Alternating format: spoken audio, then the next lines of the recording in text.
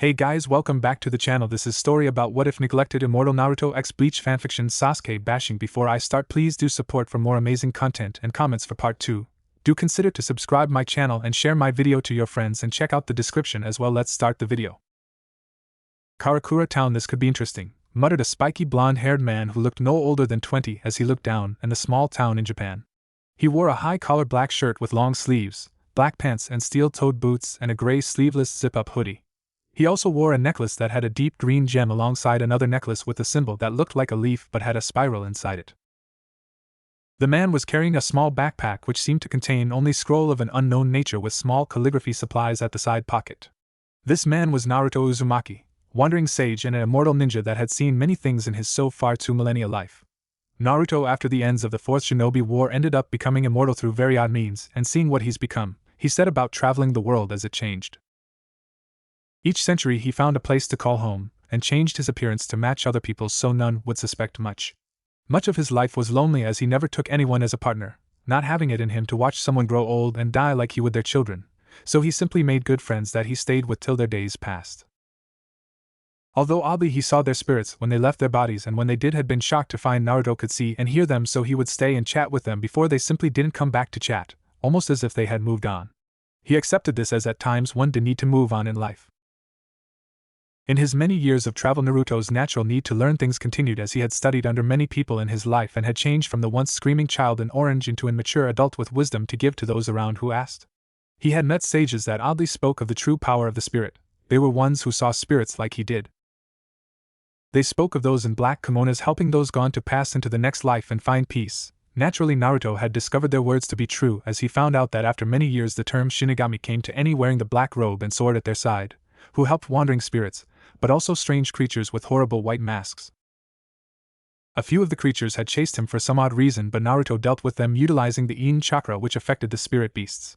He did so for some time until he saw one of Theseus' Shinigami draw their sword and change its shape by calling out a name. The one he heard was called Nejibana, used by a tall spiky-haired much like himself whose sword had become a trident. After many years of meditation, Naruto hearing had taken a new level, so imagine his surprise that with his spirit sense, he could feel the connection from the blade to its master.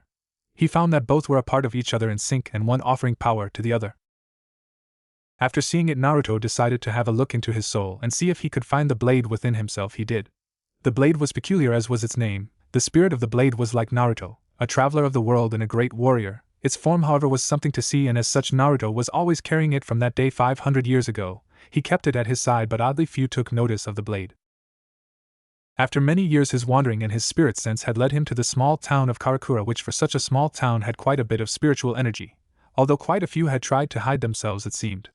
Offering a mental shrug, he went to find the local state agent, and find himself a place to live. He found a nice apartment that was close to the local high school, where he had managed to find himself a local job as the school's physician. One might ask where Naruto had the money to pay for things like this, which would be answered by him telling you that good memories make an excellent story, as he had turned his life and all his many adventures into a series of books that had become famous wherever they were sold, but no one truly knew what the author looked like, as Naruto never let it be known. Especially as he had republished his godfather's work on the side for extra money, which he had an abundance of. He republished Ika in memory of the old pervert, and would laugh whenever he saw someone reading that little orange book. Looks as though this could be an interesting place to live for a while, Naruto said to himself, walking the streets at night like he had done so many times in other towns. Streets had a different feel to them at night, a tranquil feeling when no one was around. They allowed him to see how the town felt with no distractions. Well, what have we here? You seem to have a strong soul for someone still living, said a dark voice behind Naruto. Said boy sighed, as this had become a regular thing as he traveled across the world, the white-masked beasts attacking him out of hunger. Can we not do this? I just got here and I don't want to mess up my clothes? He asked as the beast gave a hollow scream that didn't even make Naruto raise an eyebrow. The beast, that seemed to be shaped like a centipede, began crawling toward him very fast. Guess not, Naruto said as he grabbed the handle of his blade. The blade was a simple katana featuring a black and red hilt. The pommel was bronze with the kanji for 1,000 on the bottom. Above the hilt were 2 parallel lines in bronze. The guard was a bronze oval shape, while the scabbard was red with 3 black parallel lines where it connected to the blade. The blade itself was in perfect condition despite its age and as sharp as ever, with a wave-like effect along the blade. Its name would not be said for the beast. Before the beach could even touch Naruto, he was behind it walking away, flicking the blood off his blade. He put the blade back into its sheath and slowly clicked the guard to the hilt as the beast was cut clean in two without so much as a scream from the beast. I'm glad I have you, otherwise taking care of them would have ended up becoming a big problem, I think, Naruto said to his blade, which seemed to hum in agreement. You always know what to say to someone, Naruto. Still, part of me does wonder what will happen when we meet a stronger opponent. The last few battles we fought in showed me the world prefers those firearms as opposed to the sword now, said the voice of the blade to him in a feminine voice. Can't be helped, the world kept changing around us, even before you came out. Ever since the Sengoku period the change in arms has happened so quickly. A shame really, a gun doesn't have the majestic beauty that a blade does, he said to the blade. I suppose still one can dream, which reminds me, when you come in here later don't forget the sake. I can't make my own in here, his sword's voice told him. Don't worry, I'll bring it. But the way you just handle your liquor, it amazes even me who can't even get drunk ever, he chuckled, which was returned by his blade as he put it back into its bag. Well, at least it was only the one tonight. Guess I should head home, he said to himself, walking back home, under the gaze of several figures, which he took note of. What do you think, Kisuke? Does he look like a soul to you, or is it a jigai? Asked a black cat next to a man with a green hat, holding a small telescope in one and a fan in the other. Not sure, Yorochi. I've made a fair few jigai in my time, but from what I can see he isn't wearing one at all. He barely even gives off much ryatsu. Wonder why that hollow went for him. Even the local girl didn't seem to take note of it, really, said the man named Kisuke. I don't feel anything hollow about him either. He just might be a skilled swordsman with the ability to see spirits. It's happened before, mused a blonde-haired man whose hair cut off at the end of his neck and had a small smirk on his face. Shinji, why did you bring me here? I have better things to do than see the new kid on the block, said a girl with dark hair, wearing a sailor uniform and glasses, to the blonde man. Like what? Read those books you discovered in the shop a few days ago, Lisa? Honestly, they say men are bad with perversion, said Shinji, referring to the orange book Lisa was reading from. Don't knock this piece of art, it's pure gold and actually had a decent plot as well. At least Love and Rose gets the book like I do, you and the rest are just prudes, said Lisa, not taking her eyes from the book. I agree, this is the best read in many years, and they just keep coming out alongside the other book that gets published by the author. I think these books must be a family tradition due to the number of them and the fact only the surname is given of the author. I'd like to meet the man behind this masterpiece, said Kisuke, holding a orange book too, giggling with a small blush, only to receive claw marks from the cat. I can't believe I'm friends with you, said the cat Yorochi, shaking its head at Kisuke, rolling across the roof, holding his face that now had 4 scratch marks. Also, the boy's gone, said the cat as they all looked from the humorous side of Kisuke to the street where the boy was no longer there. So no places sell decent enough sake anymore, and not enough of it as well, said Naruto, now picking up some extra groceries for the night. What to have? Maybe a curry-flavored ramen with some melon bread covered in paprika, he muttered to himself, catching someone else's attention. That sounds like a really good meal, said a voice to the side of him. Naruto turned to see a teenage girl of average height, brown eyes, long waist-length darkish orange hair that was held by the sides of her head by 2 flowers-like hairpins. She was wearing a cream turtleneck and crimson jogging pants, although the turtleneck did nothing to hide her very impressive figure to Naruto, who thankfully had never fully stooped to his master's levels of perversion, so didn't stare. The girl looked up at Naruto with a warm smile. You really think so? Most people don't tend to like my combinations, said Naruto. This was in fact true, as after many years Naruto began experimenting with cuisine to find new interesting tastes. Sadly, whenever he tried to offer them to the people he knew, more often than not they would flat out refuse. Well, yes, I like to try tasty thing together for meals, like chicken ramen with pears, leeks and sushi, she told him, a little embarrassed, but then remembered she hadn't introduced herself. Oh, I'm Inoue Orihime, pleased to meet you, sir, she said with a small bow. No need to call me sir, I'm around your age. I'm Uzumaki Naruto. I just moved here to Katakura not long ago, and thank you, rarely people actually like my combinations. I take it you live round here, Orihime-san? He asked the girl, who nodded at him. Oh yes, Uzumaki-san, I do. I attend the local high school here and I live close by. Have you found a place to live as well? She questioned him as they took their groceries to the checkout. I do actually. There's some local apartments nearby that I chose to live in right now as it's near my new workplace. It's only a mile away really as well, so it's pretty good for me, he explained to her, as he pulled out his address that he had on a small piece of paper. It's a bunch of apartments right next to some houses, room 2B, he told her. Hey, this is right next to me. You're the new tenant at the apartment? Orihime said, shocked, hearing that the man she just met was her new neighbor. Naruto smiled at her, handing over his money. Looks like I am Orihime-san. And call me Naruto, anything else makes me sound old, he said, thinking even though I am ancient by today's standards, still looks like I'm making a friend already. Well, if you're my new neighbor, would you like to come round for dinner? If you're new here and you're my neighbor, it only seems right, the bubbly girl offered to Naruto, smiling, excited to make friends with her new neighbor. I'd be happy to, Orihime-san, but only if I cook one part of the meal, otherwise I won't feel right, he said, smiling as she nodded happily at him and went to pick up her groceries, only to have Naruto pick them up. Can't let a pretty girl carry all that, can I? He chuckled as she tried to stop him. Naruto-san, you don't need to carry that for me, she said, only making him chuckle more at her slightly shy response. It's fine, I'm pretty strong, Orihime-san, and I don't mind at all since we are heading in the same direction anyway, he said as she looked as though she wanted to argue but relented, seeing as Naruto didn't look like he would give in. As the two walked back to their apartment building, they both shared their likes and dislikes and learned a little about each other. Naruto learned that Orihime lived on her own after her brother had died in an accident, but she had managed to cope with her friend Tatsuki at school, who often came round to eat and hang around with her on some nights. Orihime learned that Naruto was an orphan that had been traveling for quite some time learning new things. He even impressed her with his ability to speak different languages. They enjoyed their odd meals, with Naruto making a peanut butter and rice dessert which Orihime loved from one bite. He told her he'd be working at her school, which had made her happy, but pouted when he refused to tell her where he would be working. He said goodnight to her before washing up the dishes as a gentleman should, and made sure she was okay as he left her room to go to his. Orihime almost couldn't sleep in the excitement that her new neighbor would be working at her school, and could wait to tell Tatsuki all about it. Naruto was just looking forward to working a nice simple job after some hectic times in the past century. He was happy to make friends with the ray of sunshine Orihime was, even if she seemed a little ditzy. He could tell she had a good head on her shoulders, and a smile that could melt the hardest of faces. The night between him and his sword went well, with her celebrating Naruto finding such a nice girl to be friends with. The next day Naruto was up bright and early for the first day of his new job. He quickly set about taking a shower and getting dressed into a pair of black pants, and wearing a navy blue shirt. He knew the physician's coat would be at the school waiting. He made himself a nice breakfast before collecting his work bag and blade, the latter safely in its bag as he hastened it to his shoulder. He opened the door to find Orihime in the motion of knocking. Oh, good morning, Naruto-san. I was about to check if you were ready to head to school. The girl asked him, now in her school uniform that was a gray skirt, white shirt with a small red ribbon around her neck. She still had her hairpins in her head. Overall, she looked cute. Yes, I'm ready, Orihime-chan. It'll make the walk less quiet before we get to the school, Naruto replied as they walked down the stairs and walked in the direction of the school.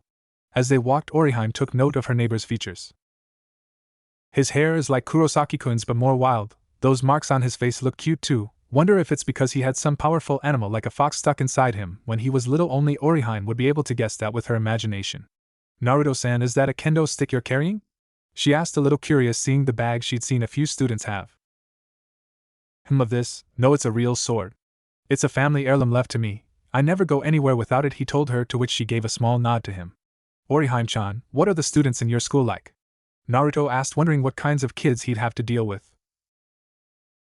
The girl tapped her chin and thought, I guess they are okay. I think everyone is really nice, but that may just be our class.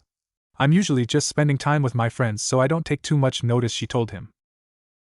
Well, I guess I'll have to expect the unexpected then. Although I'm looking forward to meeting your best friend Tatsuki. She sounds nice from how you described her, said Naruto as Orihime nodded in agreement. Yet Tatsuki-chan is great, she's always there for me, always has been too.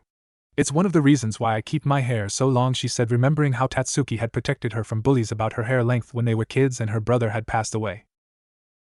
Sounds like a great friend in my book, said Naruto, but his body moved on instinct to catch the foot aimed at his head, the leg oddly enough belonging to Tatsuki herself. Hey you, what the heck are you doing bothering Orihime like that? Said the irate and slightly overprotective friend Tatsuki, having spotted Orihime with a stranger and thought he was bothering her for a date. Although she was surprised that he had caught her kick like that so easily. Tatsuki-chan, Naruto-san isn't bothering me. He's my new neighbor and we were walking to school where he has a new job, so please don't attack him, said a slightly worried Orihime, not wanting her new friend and best friend to start fighting. Don't worry, Orihime-chan. Tatsuki here didn't do any damage, even if it was a pretty strong kick. I'll have you. You train, don't you? He asked Tatsuki, who crossed her arms defensively staring at Naruto. That's right. Orihime gets heralded by guys all the time and sadly one girl 4L in constant heat, so I make it my job to look after her. That goes double for guys that live near her, she said, trying to scare the guy off, seeing as attacking him didn't work. But was surprised when he chuckled at her, and before she could move to knock his lights out he caught her wrist in a steel-like grip. Now I'm just her neighbor and more than likely your new sensei Tatsuki, so please refrain from attack me. Any other guys that approaches Orihime-chan, go right ahead. Now let's hurry or we'll be late for school. And by the way, I have trained in several forms of unarmed combat, so if you'd like to spar sometime, my door will be open, Naruto told her, letting her wrist go. After that, the three just walked to the school, Naruto giving himself a proper introduction to Tatsuki, who relented that she may have acted a bit rash but defended that any other time would be justified seeing a guy next to Orihime, which Naruto accepted. She was shocked to learn he had tried her cooking and enjoyed it, but even more when he told her he cooked the same way. Tatsuki found him to be at least decent, as Orihime clearly didn't mind him, plus he kept her company with no ulterior motive toward her best friend. Not to mention strong, a thumbs up in her book really. When they got to the school, he told them he'd see them in a while as he would be introduced to all the classes during the day, and went on his way. The class filled up with all its students. Tatsuki was forced to put down the pouncing lesbian Chizuru as she attempted to fondle Orihime like every other morning. But once they settled down, Orihime and Tatsuki kept hearing about a hot new teacher that would be starting today, and knew it was Naruto, although they were still curious as to what his position would be. Eventually the class teacher came into the room. "Alright class, good morning. Now before we get started, the school has gotten a new staff member. He will be here in a moment to introduce himself, so please behave," she said to them, looking at the view of the boy in question like a brown-haired boy named Kigo. After a little while in which the teacher had taken attendance, there was a knock on the door. "It's open. You can come in," said the teacher, as the door slid open to reveal Naruto in the same clothes but with a white coat over the top. "Ah, so you're Uzumaki-kun. I expected someone a little older," she said, admiring the blonde-haired man's good looks. "I get that often, but really I'm older than I look really. Is it okay if I introduce myself?" Naruto asked, getting a nod from the teacher. As he walked to the middle of the room, many girls' eyes were heart-shaped, nearly drooling at the man, and the rugged look on his face with the whisker marks. "Hello everyone, I am Uzumaki Naruto, the new physician/nurse at the school. I am 20 years old, and have been traveling around for some time. My job will be to see to any sicknesses and injuries while I am here, but I am also available if you just want to talk to someone. Please treat me well," he said with a small bow, almost making the girls scream of how nice he sounded, many of them wondering how they could accidentally injure themselves to have him treat them. "Thank you, Uzumaki-kun, and good luck. I think you may have found your first problem already," said the teacher, seeing the girls going gaga for the new teacher except for Tatsuki, Orihime and Chizuru, the later not a surprise. "I know, but I have ways to deal with girls like that, trust me, and call me Naruto," he said, smiling as he waved back to the class. "See you all sometime later, and remember my door will be open," he said, walking out and sliding the door closed. Before the girls could attempt to follow the man, the teacher slammed her ruler against the desk. "Settle down everyone, Naruto-sensei will be busy introducing himself to the other classes, so bother him after my class. Alright, good. Now on with today's lesson. Please turn to page 156 of your textbooks and read the passage to yourselves," she told as the girls hurriedly took out their books so as they could finish faster. "I almost feel sorry for the guy," said a orange-haired boy with a tired look on his face as he began reading the passage to the tall Hispanic man next to him. These two were Kurosaki Ichigo and Sato Chad Yastra. "I think he may be able to handle himself," Ichigo said. Chad. The day went rather well for Naruto, minus the various female students coming to him with fake stomach cramps, and the few male students trying to scare him off the hot girls coming after him. This, however, had one simple solution, as Naruto had made it a point that he wouldn't waste medical supplies, so told them he would happily give them a real injury that required attention with the help of his blade. This generally had a good effect, scare off the less determined of the girls, but fangirls were something you generally couldn't get rid of in life. About the time lunch rolled round, Naruto was happily eating his chicken and baked beans ramen. Good baked beans were a great invention. He had a storage of the stuff from a place in England, Jeans or Jien's, he couldn't remember. As he slurped his noodles, his door slid open to reveal Orihime and Tatsuki, the former, who, smelling what Naruto was eating, had stars in her eyes and quickly rushed to his side. "Is that baked beans you have in there from Europe?" she asked, her mouth drooling a little. "Yeah, I got tons of the stuff last time I was there. I find it mixes well with everything. Want some?" he asked as she nodded furiously. She began eating her noodles with anime tears at how good they tasted. "As odd as this is, it doesn't really surprise me. Is that bizarre?" Tatsuki asked the blonde nurse, who had somehow, with no one seeing him, gotten another piping hot bowl of his strange mix of ramen and was eating. "Wasn't Orihime eating your?" the martial artist tried to ask, seeing that both now had bowls they were eating from, Orihime's expression unchanging from her pure joy of the ramen. "I want to say no, but for some strange reason I won't," Naruto answered the girl as he finished his new bowl as Orihime finished hers as well. She then realized she had basically eaten his lunch in her groove and turned to apologize and spotted his empty bowl. "Naruto-sensei, didn't you only have one bowl, and sorry for eating yours," she apologized, rubbing the back of her head. Naruto gave a small chuckle before patting her on the head. "No harm done. I usually have more than one bowl of my ramen when I have lunch. Still, you must have sampled the magic of baked beans and tomato sauce, huh? He asked as she gave a nod, now smiling, seeing she hadn't upset him. I got to try it when they had a few of a particular brand in the store, but they don't seem to sell it as much these days. But the brand you used is the best, and the way it mixes with the broth of the ramen makes it even better, she said with dreamy eyes, thinking of the dish she just ate. I'll stick to regular bento instead of that for now. But how are you finding this all, Naruto-sensei? Asked Tatsuki, offering her opinion on food and asking how Oriheim's new friend and neighbor was getting on. Fine, really, despite the fangirls and the occasional prick coming in, but I don't they'll last. I tend to frighten off bullies most of the time, even when outnumbered. Plus it helps when you have a sword to threaten them with, he said, pointing at the blade by the side of him. Tatsuki thought she saw the blade vibrate almost in happiness when he talked about it, but shook her head at the thought. Is that legal? Asked Tatsuki, curious how he got away with threatening the students with a weapon, especially any who was meant to help injuries, not injure them. It is. I don't directly threaten them with the blade, and I have a permit for it just in case. I've had this sword for a long time. I can hardly be separated from it for too long nowadays, he said, taking hold of the blade. How most people might think that was creepy, but on you kinda seems right, mused Tatsuki as Oriheim looked over the blade's sheath. It's pretty, you must take care of it. Who does it have a spirit inside of it? Who asks you to take care of it? Asked Oriheim as Tatsuki shook her head, hearing her friend's imagination get the better of her again. I do take care of her, and in a way she does have a spirit inside her, he said, making Tatsuki blink in confusion, and Oriheim's eyes light up. Like most swordsmen, the blade isn't just a tool, it is an instrument of art and an extension of ourselves. This one just so happens to have a spirit of a powerful swordswoman who is both kind and loyal to the wielder. Of course, if you believe me on that is up to you, he smirked to them before laughing a little, which Oriheim and Tatsuki joined in on.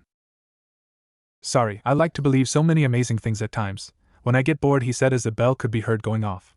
Well, looks like our time together OS over, girls. Hope your classes go well. And Oriheim-chan, he said as the girl looked up at him. I'd be happy to walk you home after school if you want, he offered to the girl. I'd like that, Naruto-sensei, and thank you for speaking to us in your lunch break and for the delicious ramen. Oriheim bowed to Naruto, and Tatsuki gave a small wave as they left and slid the door closed. Sweet girls and good friends, the two of them. Remind me of a couple of people, Naruto mused, opening his drawers and taking out a few more files to look them over. Kurosaki Ichigo cool hair, said Naruto as he saw the picture that was in the file. As the end of day bell rang, Naruto closed up his files and proceeded to lock his door and head downstairs, his sword in its bag over his shoulder. When he got to the front, he saw Oriheim and Tatsuki waiting for him, Tatsuki making sure she'd be alright before she headed for home herself. He gave a small wave, which they did too. You ready to go home? He asked Oriheim, who smiled, nodding. See you tomorrow, Tatsuki-chan, she grinned. Yes, see you tomorrow, Naruto-sensei. Just make sure she get back okay, otherwise, she cracked HR knuckles in threat, which Naruto smiled to. Don't worry, I can handle hoodlums if they come near us, he said as she waved, heading off in her home direction. Do you need to do anything before we get home, Oriheim-chan? Naruto asked the girl, who shook her head at him. No, I'm fine, I don't think I have anything that needs doing tonight anyway. Although when we get home, could I borrow a tin of those beans, Naruto-sensei, please? She asked with big eyes, really wanting a tin. It was a look no one could resist. Of course, Oriheim-chan, I'll even cook dinner with you again if that's alright with you. I don't want to impose. Also, no, sensei, when we are out of school, he asked, seeing how the girl lived alone, and he didn't really want to leave her all alone. Thanks, Naruto-san, that would be nice. Usually I just have Tatsuki over for dinner if she's not busy, said Oriheim, happy for the company. The two walked home happily, chatting over the day's events, with Oriheim giggling at what excuses some of the other girls had come up with to spend time in the doctor's office. Naruto had also talked about how he looked at her academic ranking in the school and was impressed with how high it was, making the girl blush slightly for the praise. As they got close to home, Naruto felt something brush up against his leg. Looking down, he found a small black cat rubbing up against it.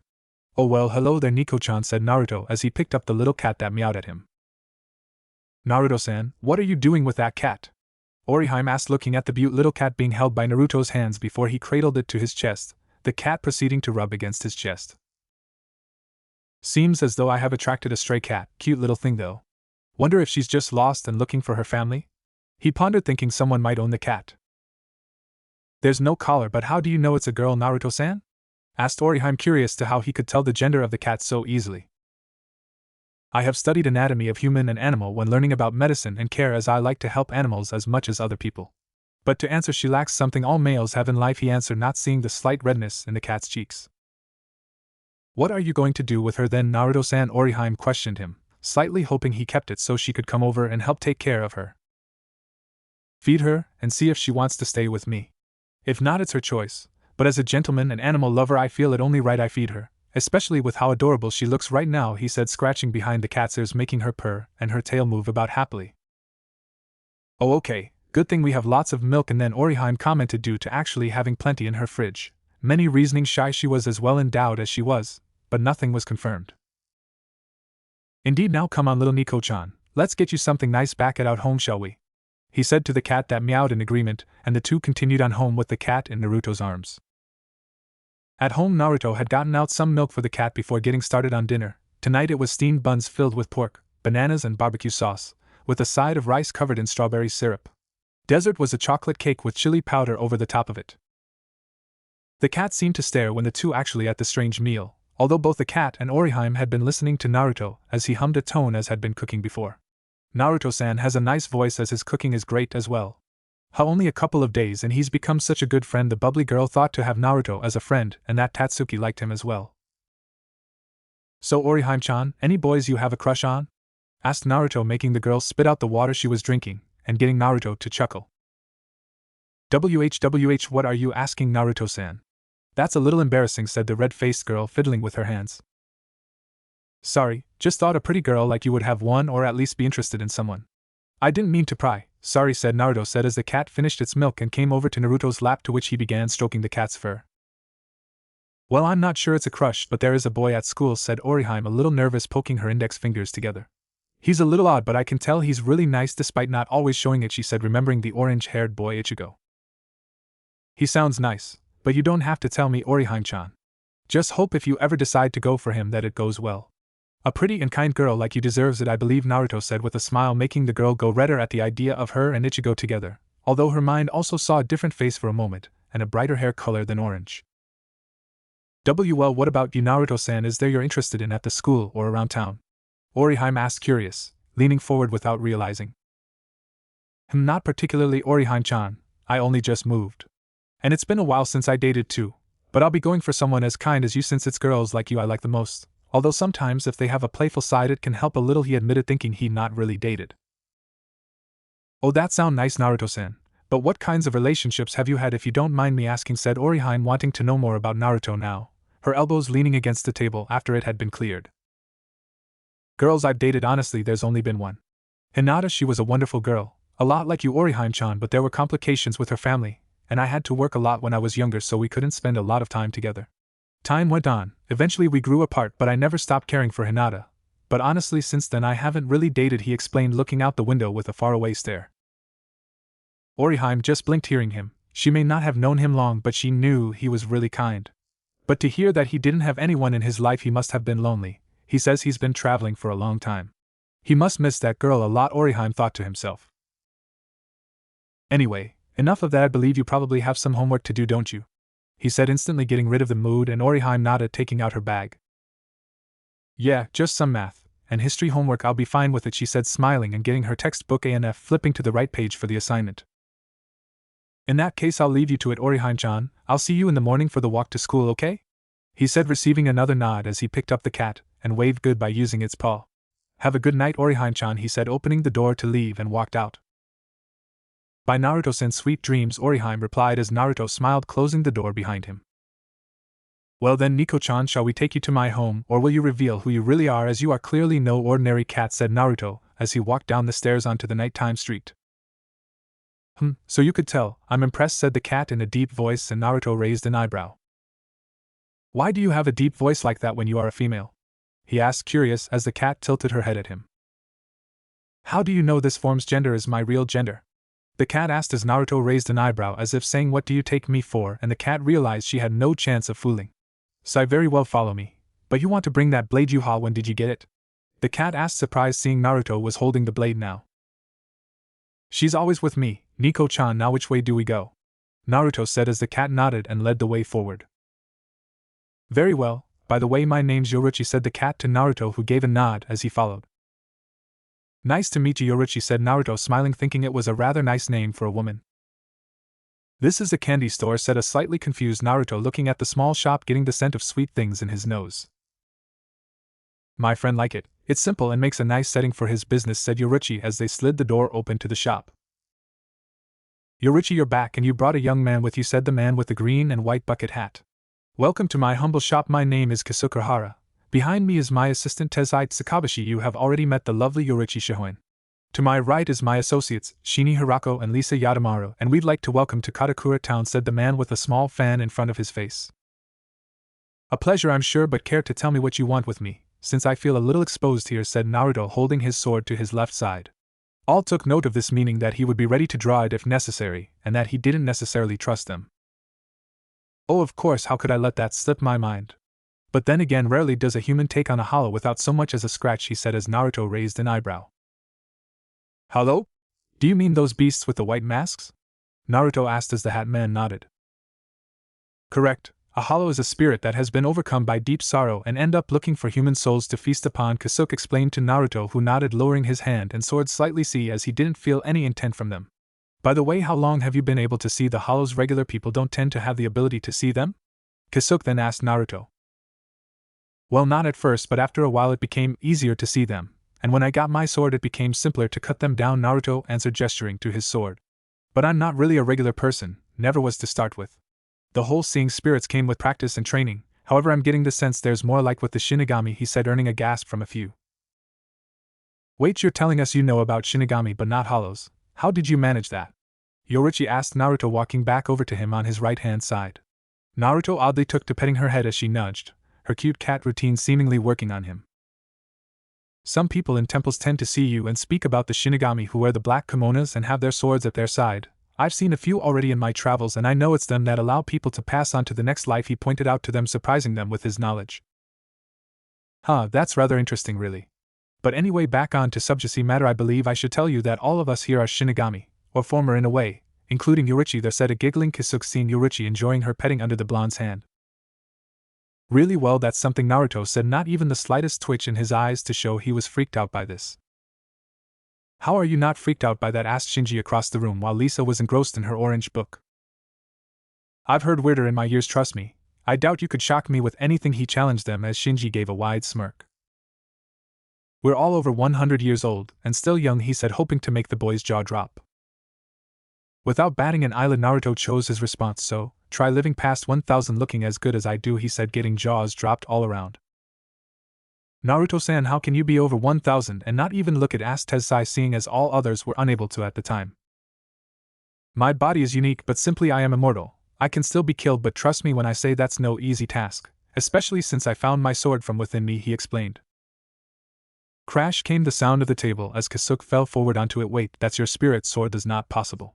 A Zanpakuto is impossible to reach when a soul is still alive, said a shell-shocked Kasuke as the old man in front of him was breaching the rules of what a soul could do when alive, especially since it was a particularly old soul.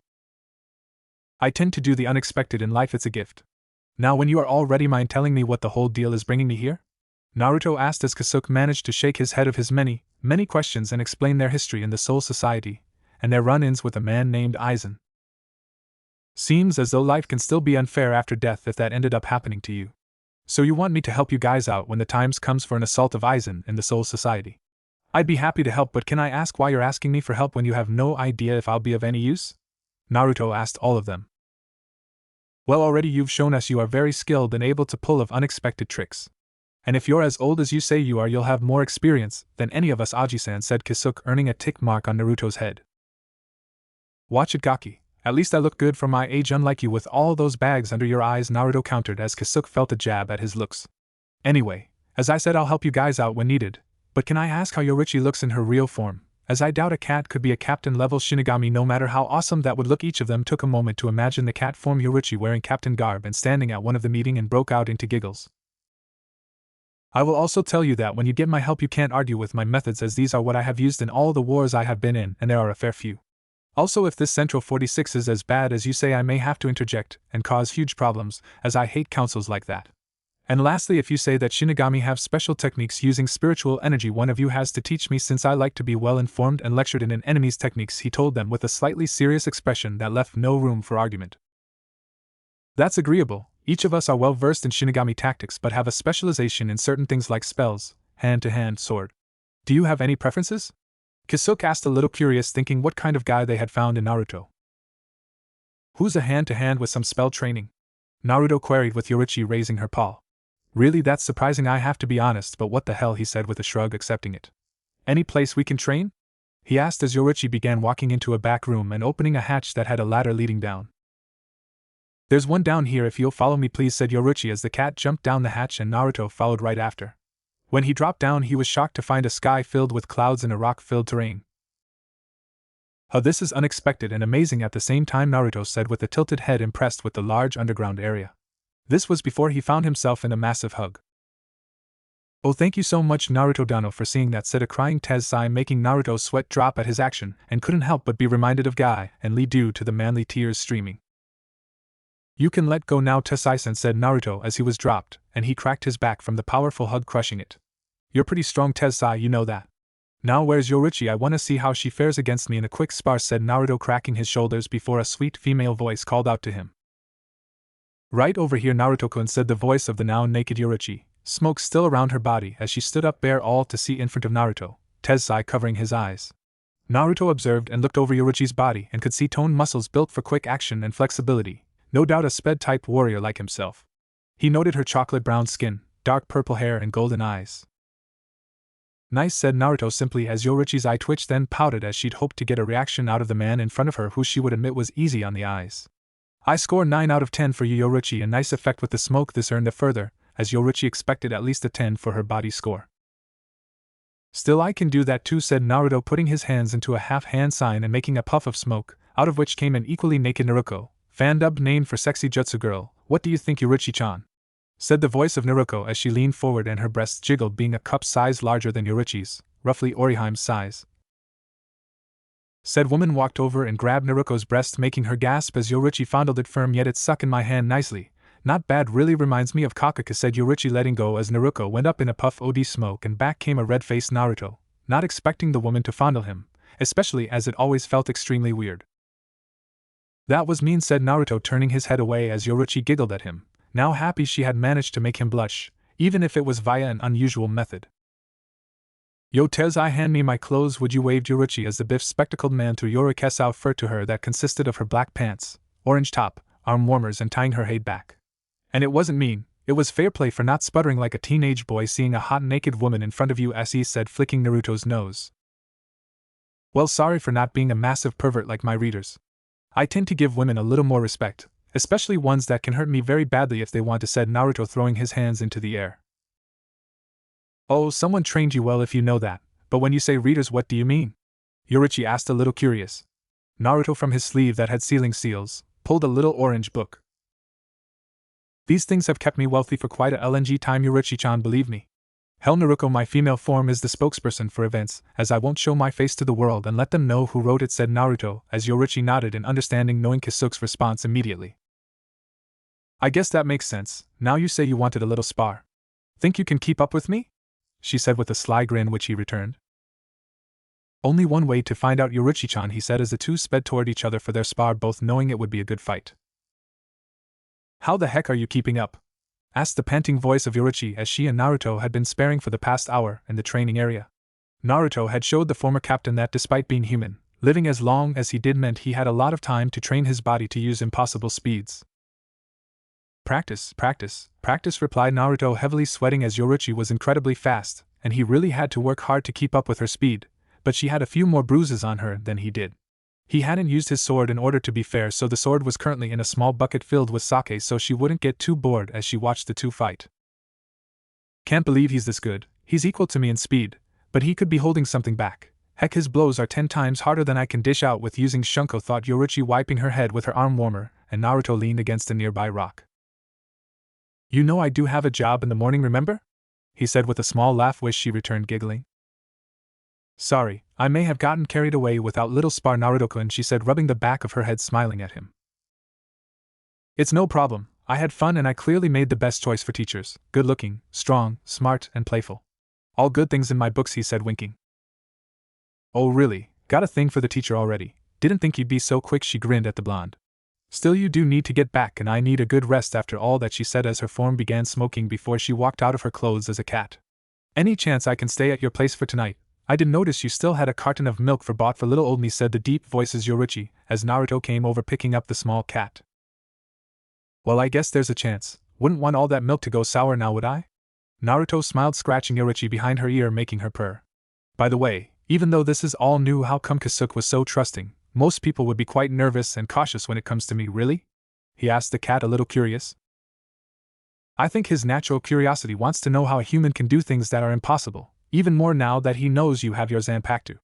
Normally only Shinigami should be able to form them, she explained to him as he nodded and began climbing the ladder up back to the shop. By the way, please don't tell Kasuke I wrote the book. He'll start begging me to autograph copies and I can't be asked dealing with a fanboy pervert right now, said Naruto as they reached halfway on the ladder. I won't, but unfortunately Tezai was there when you said it, so there's a small chance, said Yoruichi as Naruto's eye twitched. Frick, if he tries I swear I'm knocking him out with Naruto, Naruto threatened as Yoruichi giggled, seeing Kasuke get blown back by a massive nosebleed. When Naruto got out of the entrance and closed the hatch, he looked round to see where Kasuke was just in case he needed a quick getaway. Said man was chatting to Tezai and Shinji, so he began creeping out of the store. He was very close to getting away before he was tapped on the shoulder. He turned round to see Lisa holding out a book, an orange book. Did you write this? She asked as Naruto nodded a little meekly, not wanting to cause a fuss and attract the attention of Kasuke. You Naruto-kun are a genius. Never have I read such a piece of perfect literature like this. Please sign this for me. If you don't, I'll call for Urahara-san, and he has a large collection, she said with a small grin as the book was snatched and quickly signed. Can I go now? Naruto asked, hoping she would keep her end of the bargain. Of course, Naruto-kun, but here's the address of where I and some of the other visitors are staying in case you want to spar and spend some time with a fan like me, she said, the last part kissing his cheek before walking away, leaving Naruto rubbing his cheek. Wish all my fans could be like that instead of insane and perverted. Oh wait, she's perverted. Now let's get out of here, Yoruichi-chan, said Naruto as the cat nodded, a little peeved that Lisa was so forward when he saw him first. She liked powerful men, and Naruto had power in spades. As they left the store, Naruto broke out into full sprint, and within 2 minutes there was a cry of "No!" into the night sky as Kasuke found the author of his books was gone, and worse, Lisa had managed to get hers signed. Naruto got home and quickly got changed for bed, him also making a small bed for Yoruichi since she would most likely be staying with him. He settled into his bed, letting sleep take him for the night, although once he did, the ever-playful Yoruichi got from her blanket and hopped onto his chest and let his gentle heartbeats send her to sleep. As morning came by, Naruto's eyes fluttered open, only to find the adorable sight of Yoruichi curled up on his chest. If only I had a camera. Oh wait, he thought as he summoned a clone and sent it to get the camera, taking several snaps for a later time. He needed them before dispelling the clone. Seeing the clock, Naruto saw he needed to get ready for work, so gently picked up the cat and laid her back on the bed while he headed for a shower. As he did, Yoruichi began to stir, as she no longer felt the heartbeat of Naruto to lull her. She raised her head and looked round, seeing if she could find him, until she heard the sound of the shower. Might as well get a preview, she thought, hopping off the bed and walking to the bathroom. Naruto hadn't closed the door, so Yoruichi had easy access to the bathroom. As luck would have it, Naruto had the window open, so there was little steam to hide the Adonis-like body that Naruto had. She did notice several scars marring his body, some looking fairly old and only a couple fresh. The most eye-catching was the one that looked to be the size of a fist on the right side of his chest. You know, most people would class this as peeping, Yoruichi-chan, said Naruto as he washed his hair, eye closed. If he looked, he would see a grin on the cat's face. Good thing I'm not most people. I'm just a simple cat with a natural curiosity, she replied, not seeing Naruto roll his eyes. He finished his shower and wrapped a towel round his waist, thankful there was enough steam remaining to cover him from the waist down, much to Yoruichi's slight disappointment. So you heading back to Kasuke's, or you gonna come to work with me? Naruto asked, shaking his hair of excess water, before heading to his drawers to pick out his clothes. Kasuke will still be whining about the book, and I'm curious to see how you work in a normal day. By the way, when did you get that scar on your face? Yoruichi asked, seeing on the left side of his face that his eye was a cross-shaped scar, the vertical line above and below his left eye, the perpendicular line underneath just away from his nose and the far side of his face. Oh whoops, forgot about that, Naruto replied as his face seemed to shift so that the scar disappeared. Thanks for telling me. It's tougher to keep jobs when I have the scar, he told her as he was using the body-changing illusion that Tsunade had used in her day. You didn't answer the question, the cat reminded him, mildly impressed at that ability, although the origin of the covered scar was more interesting at the moment. I've been a few wars in my time. This one was from probably the first one, but it wasn't the last scar I got, believe me. But I got it beating a mad maniac who believed he could sail over the world. Stop that plan, he said, touching the part of his face where the scar would be. I'd like to hear that story, and any other you have. I'm a sucker for a good story while getting petted, and you Naruto-kun have talented fingers, Yoruichi said, attempting to tease the boy who simply picked her up, now fully dressed with his doctor's coat. Maybe later, but we need breakfast before we set off. So is little Nico-chan happy with a bowl of milk, or do I need to cook for you? Naruto asked as he put Yoruichi on his shoulder. Milk will be fine, you can cook for me later, she replied as Naruto chuckled, thinking she really knew what she wanted. He found it a fun personality trait. Fair enough, but I'll expect you to cook for me in return, Yoruichi-chan. Fair's fair after all, he said, opening the fridge and taking out milk, ham, eggs and a couple other things. He poured her a bowl of milk which she happily began drinking while he made an omelette for himself while also preparing his lunchtime meal, adding a flask of milk for Yoruichi.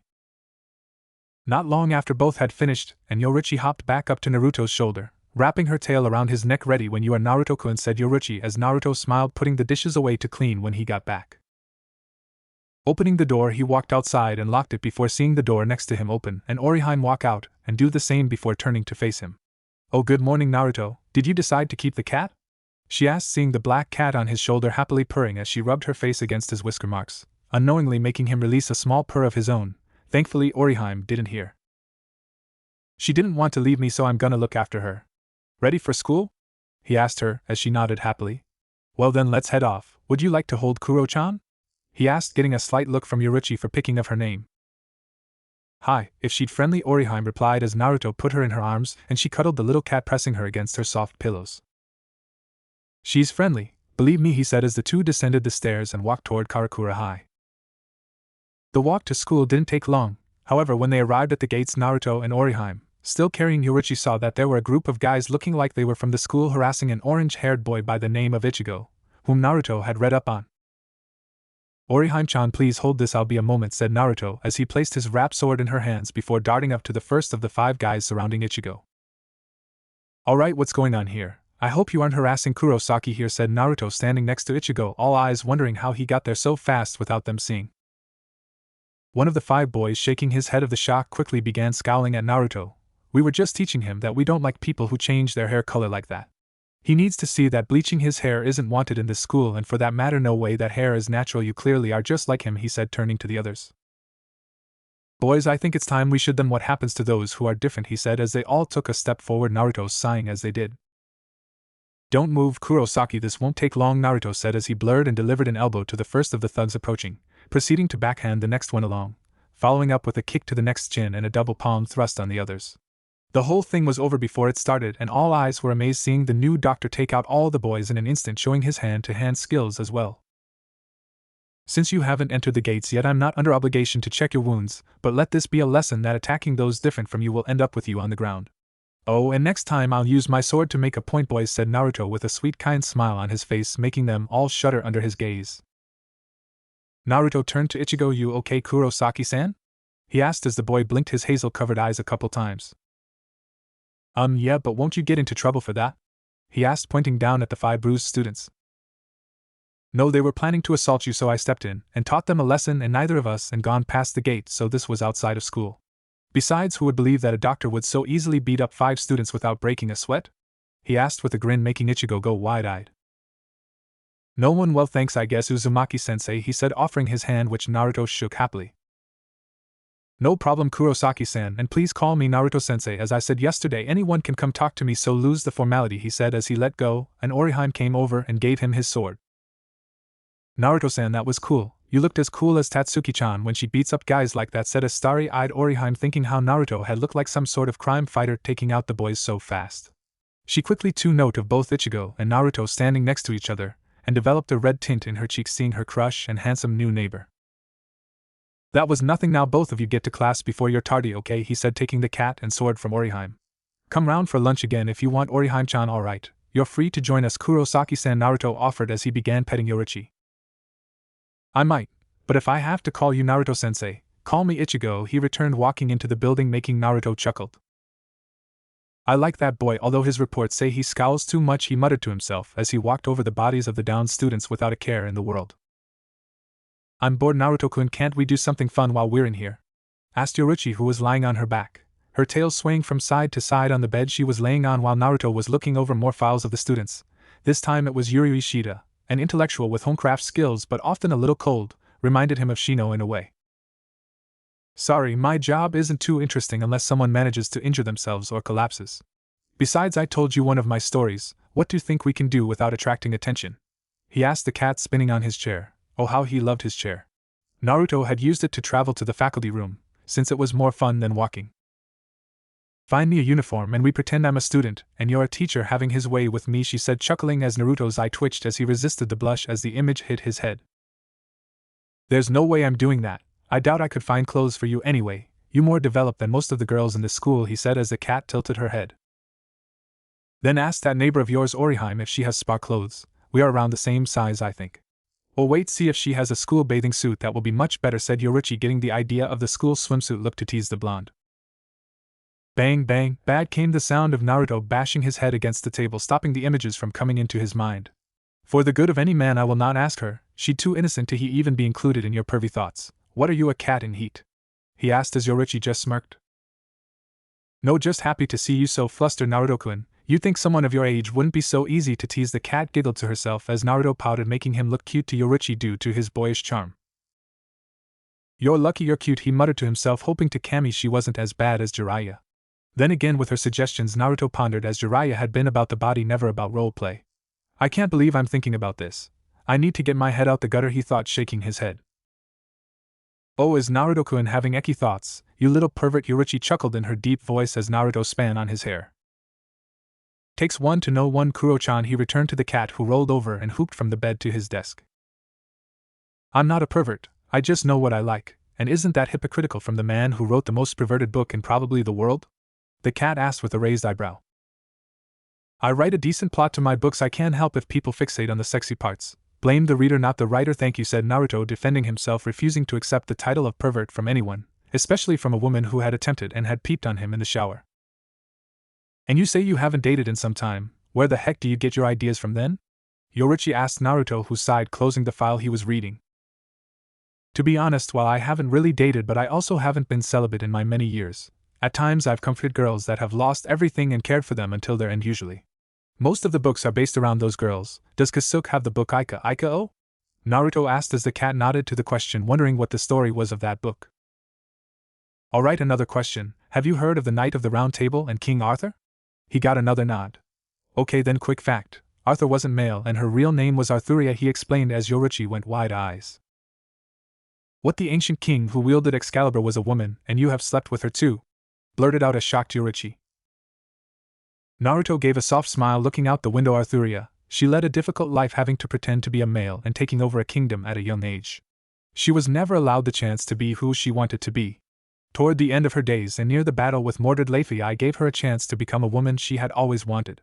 Sadly, she met her end not long later, but I always remember the small time I spent in her service as her loyal shadow knight, he said, grasping his sword tight.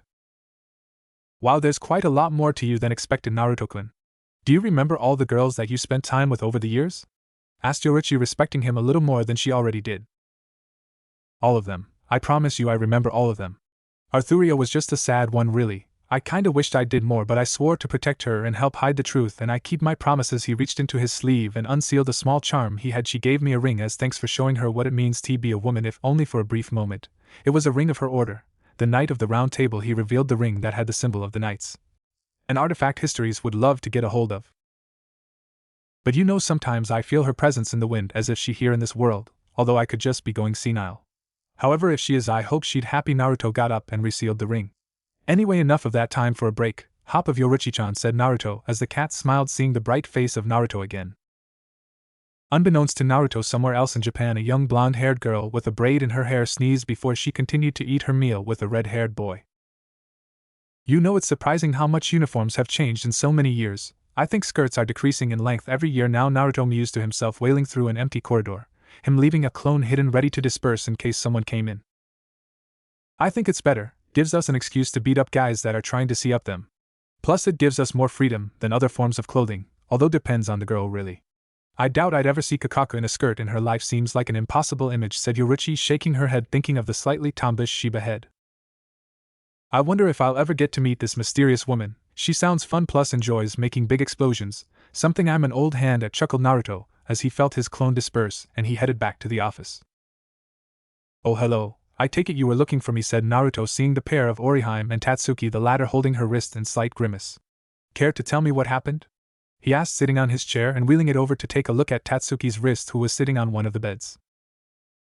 Well, I may have been a little overzealous in defending Orihime from a particular girl in class and ended up punching the wall when she evaded it by chance, said Tatsuki, laughing a little nervous at her explanation. I see. Well, this looks a little sprained and your knuckles appear to be swollen a little. I might have something to reduce the swelling though, he said, wheeling over to his cabinet, which he had stocked with a few of his own remedies. Coming back with a small jar, he opened it to reveal a cream, to which he began applying it to Tatsuki. Said girl holding off a blush as Naruto's gentle touch went over her hand, the cream beginning to tingle and a warm sensation going over her wrist as Naruto applied a slight amount of healing chakra, but not too much, otherwise it would look too strange that she healed so quick. There, that should do it. You'll have to refrain from using your right hand from hitting anything for a couple days, but aside from that you're fine. And since it's that time already, care to join me and Kuro-chan for lunch? Naruto asked, gesturing to the cat currently beginning to snuggle in his lap, very comfortably. I don't mind, but is it okay if we bring some of our friends in here? Tatsuki asked, thinking the cat in his lap looked so sweet. Go ahead, the more the merrier, I see it anyway. Naruto smiled as Tatsuki nodded, leaving the room to get the others and tell them they could eat with the new sensei, which would please a few of them. Anything interesting in your lessons, Orihime-chan? Naruto asked the girl who sat on the bed opposite him. Not really, I just wrote down my notes for study. But oddly I thought I saw someone running across the field when I was in class, but they looked transparent for some reason, said Orihime, putting her finger on her chin in thought. Naruto and Yoruichi having a small idea of what could be happening to the girl, but only time would tell on that. Well, okay, what did you bring for your lunch today then, Orihime-chan? Naruto asked, taking out the flask of cooled milk and pouring some out for Yoruichi to drink. Raspberry, beef and ale tart, and a red bean paste seaweed wrap for dessert, she admitted, opening her bento box for him to see. What about you, Naruto-sensei? She asked, curious. Nikamon filled with wasabi and squid, and some dango, he said, unwrapping his own box. I sometimes have regular things to spice things up, oddly, he said, answering the unasked question from Orihime regarding his dessert. Naruto-sensei, can I ask you something? Orihime said, taking a piece of her tart. Can you tell me a little more of your travels? They seem so interesting and exciting, she asked as Naruto chuckled a little, taking his first Nikamon. Anything specific you'd like to hear about? He replied to her curiosity, noticing Yoruichi's ears twitching, showing her own interest. Well, what can you tell me about the UK? It's a small island like Japan, yet so different in its culture, she stated, which Naruto nodded, agreeing with her. The UK, huh? I don't think it's been too long since I was last there. To be honest, England itself is a nice place, full of its own deep history rivaling our own, and once one of the most powerful places in the world. Walking around some of the town and cities, you get exposed to a completely different world. One that shows you its imagination, like the city of Liverpool or London, both major cities, and each have something making it that extra special. But it's not all England has. Its countryside is also something to take note of. I spent a fair few days walking through fields of grass by the huge lakes, enjoying the peace I found there. Unlike other countries, England has some of the best places to relax for its countryside. The only thing that can make it better are some of the local people. At times people will be very friendly with you when in the country, although not always. To me, though, it's the history that draws you into the country. It's a place where kings and queens were born and raised, fighting battles over the lands and even starting their own religions. I think it's a place my godfather would have liked to see before he passed away, he said mirthfully at Orihime, now eating her lunch with gusto, listening intently, as were the other girls who had arrived to hear him talk about his experience. Oh, I have an audience now, shall I continue? He asked, a little surprised seeing all the girls looking interested. Then again, he did tell good stories. Sometimes I forget that most people really don't travel like I have. It makes for a nice way to spend lunch, Naruto mused, heading home after work, Yoruichi back on his shoulders. It was nice though, dinner and a story. What more could most people ask for when they want to spend lunch, said Yoruichi, having enjoyed hearing about other countries outside of Japan, as really she had stayed in Japan with Kisuke and Tensai. Relaxing bath after a bit of training, Naruto offered as Yoruichi, who chuckled. So you ready to learn up a bit more about Kidu? Naruto nodded as they headed in the direction of the shop. As they walked through the streets, Naruto and Yoruichi took note of a young girl in Shinigami robes who had short dark hair and her Zanpakuto at her side. Yoruichi estimated her as maybe third seat level, possible lieutenant. Guess the night is just beginning for her, huh? Naruto chuckled, seeing her jump from the phone poles across the houses. She seems fairly strong. Doubt there will be anything she can't handle here. The town mainly gets just low-level hollows at best. Now come on, we have training. I want to work you into the ground, the cat smirked, which Naruto returned as they both flashed away with a burst of pure speed to in front of Kisuke's shop. He made to slid the door open, only for it to do it for him and be tackled by Kisuke. How could you not tell me you are the writer for these great books? Please sign them for me, the man practically begged Naruto, making him sweat drop as did Yoruichi. Get the books and we'll see, he sighed as Kisuke seemed to pull the books out of thin air in front of Naruto, at least 10 in hand. I hope you realize my respect for you has dropped slightly now, Naruto told the man, now hugging his signed books. Urahara-sama, I regret to inform you that with the young children hanging round the shop I'm going to need to confiscate these till a later date, said Tensai, his glasses sparkling a little as he managed to grab all of Kisuke's books in a flash and then head inside the shop. Tensai, don't take them from me, I just got them signed. I promise not to read them in front of the kids, said Kisuke, holding on to Tensai's leg. Have those two always been like that? Asked Naruto, trying not to laugh at the scene while Yoruichi hung her head. Afraid so. Tensai became somewhat of a wife to Kisuke after many years. He also has a slight distaste for perverted behaviors. And he doesn't call me on it since I can beat him in a fight, Yoruichi explained as Naruto walked into the shop only to find a young girl sweeping the front. Oh hello, I don't think we've met, Naruto greeted, crouching down to the girl who looked a little nervous. I'm Naruto. What's your name, Ojo-chan? He said with his warm smile as the girl got a slight red tint in her face. Yuyururu, Naruto-san, I work for Kisuke-san. Nice to meet you, she said with a bow which Naruto thought was sweet, seeing such a nice girl. Why, Yururu, have you finished sweeping the front? Asked a young boy with red hair who made an appearance. When you're done with the front, hurry up and take stock from the back, he said, gesturing with his thumb. But Jinta-kun, Tensai-san said that was your job, Yururu replied a little meekly as the boy's eyebrow twitched before pulling the girl into a headlock and giving her a nagi. Just do as you told Baka, he said before he found himself hoisted up by the blonde-haired man that had been there the night before. Don't pick on girls, Gaki, otherwise you'll have me to deal with, and trust me when I say a nagi would be the nicest thing I would do, Naruto said with a sweet smile and soft voice, reminding Yoruichi of his friend who was a captain back in the Serie. Naruto turned back to Yururu. Don't let him boss you around, Yururu-chan. If he does, come find me. Now, seeing as you look finished, why don't you go relax with Tensai-san while Jinta takes care of his job? Naruto smiled down at the girl who nodded with a slight tint of red in her cheeks. Naruto chuckled seeing her walk off to the back while he and Yoruichi climbed down the ladders to the training area. You seem to handle that very well, Naruto. Looks like you've dealt with kids before, said Yoruichi back in her human form, stretching her limbs, and Naruto doing the same. I've babysat several hundred times in life. That back there was easy, plus she seemed like such a nice girl too, hardly seemed right to let that continue. Anyway, we came here for training, so can you tell me about the so-called spells you use and how to do them too? Naruto asked as he sat down on a large rock to pay attention. She explained how the two types of Kido, and the various levels of the two. Naruto was pleased to hear that there was healing spells in the course, although he may have to go to Tensai for those. She then started teaching him some of the low-level spells. To her surprise and shock, Naruto was able to pull them off without incantations easily.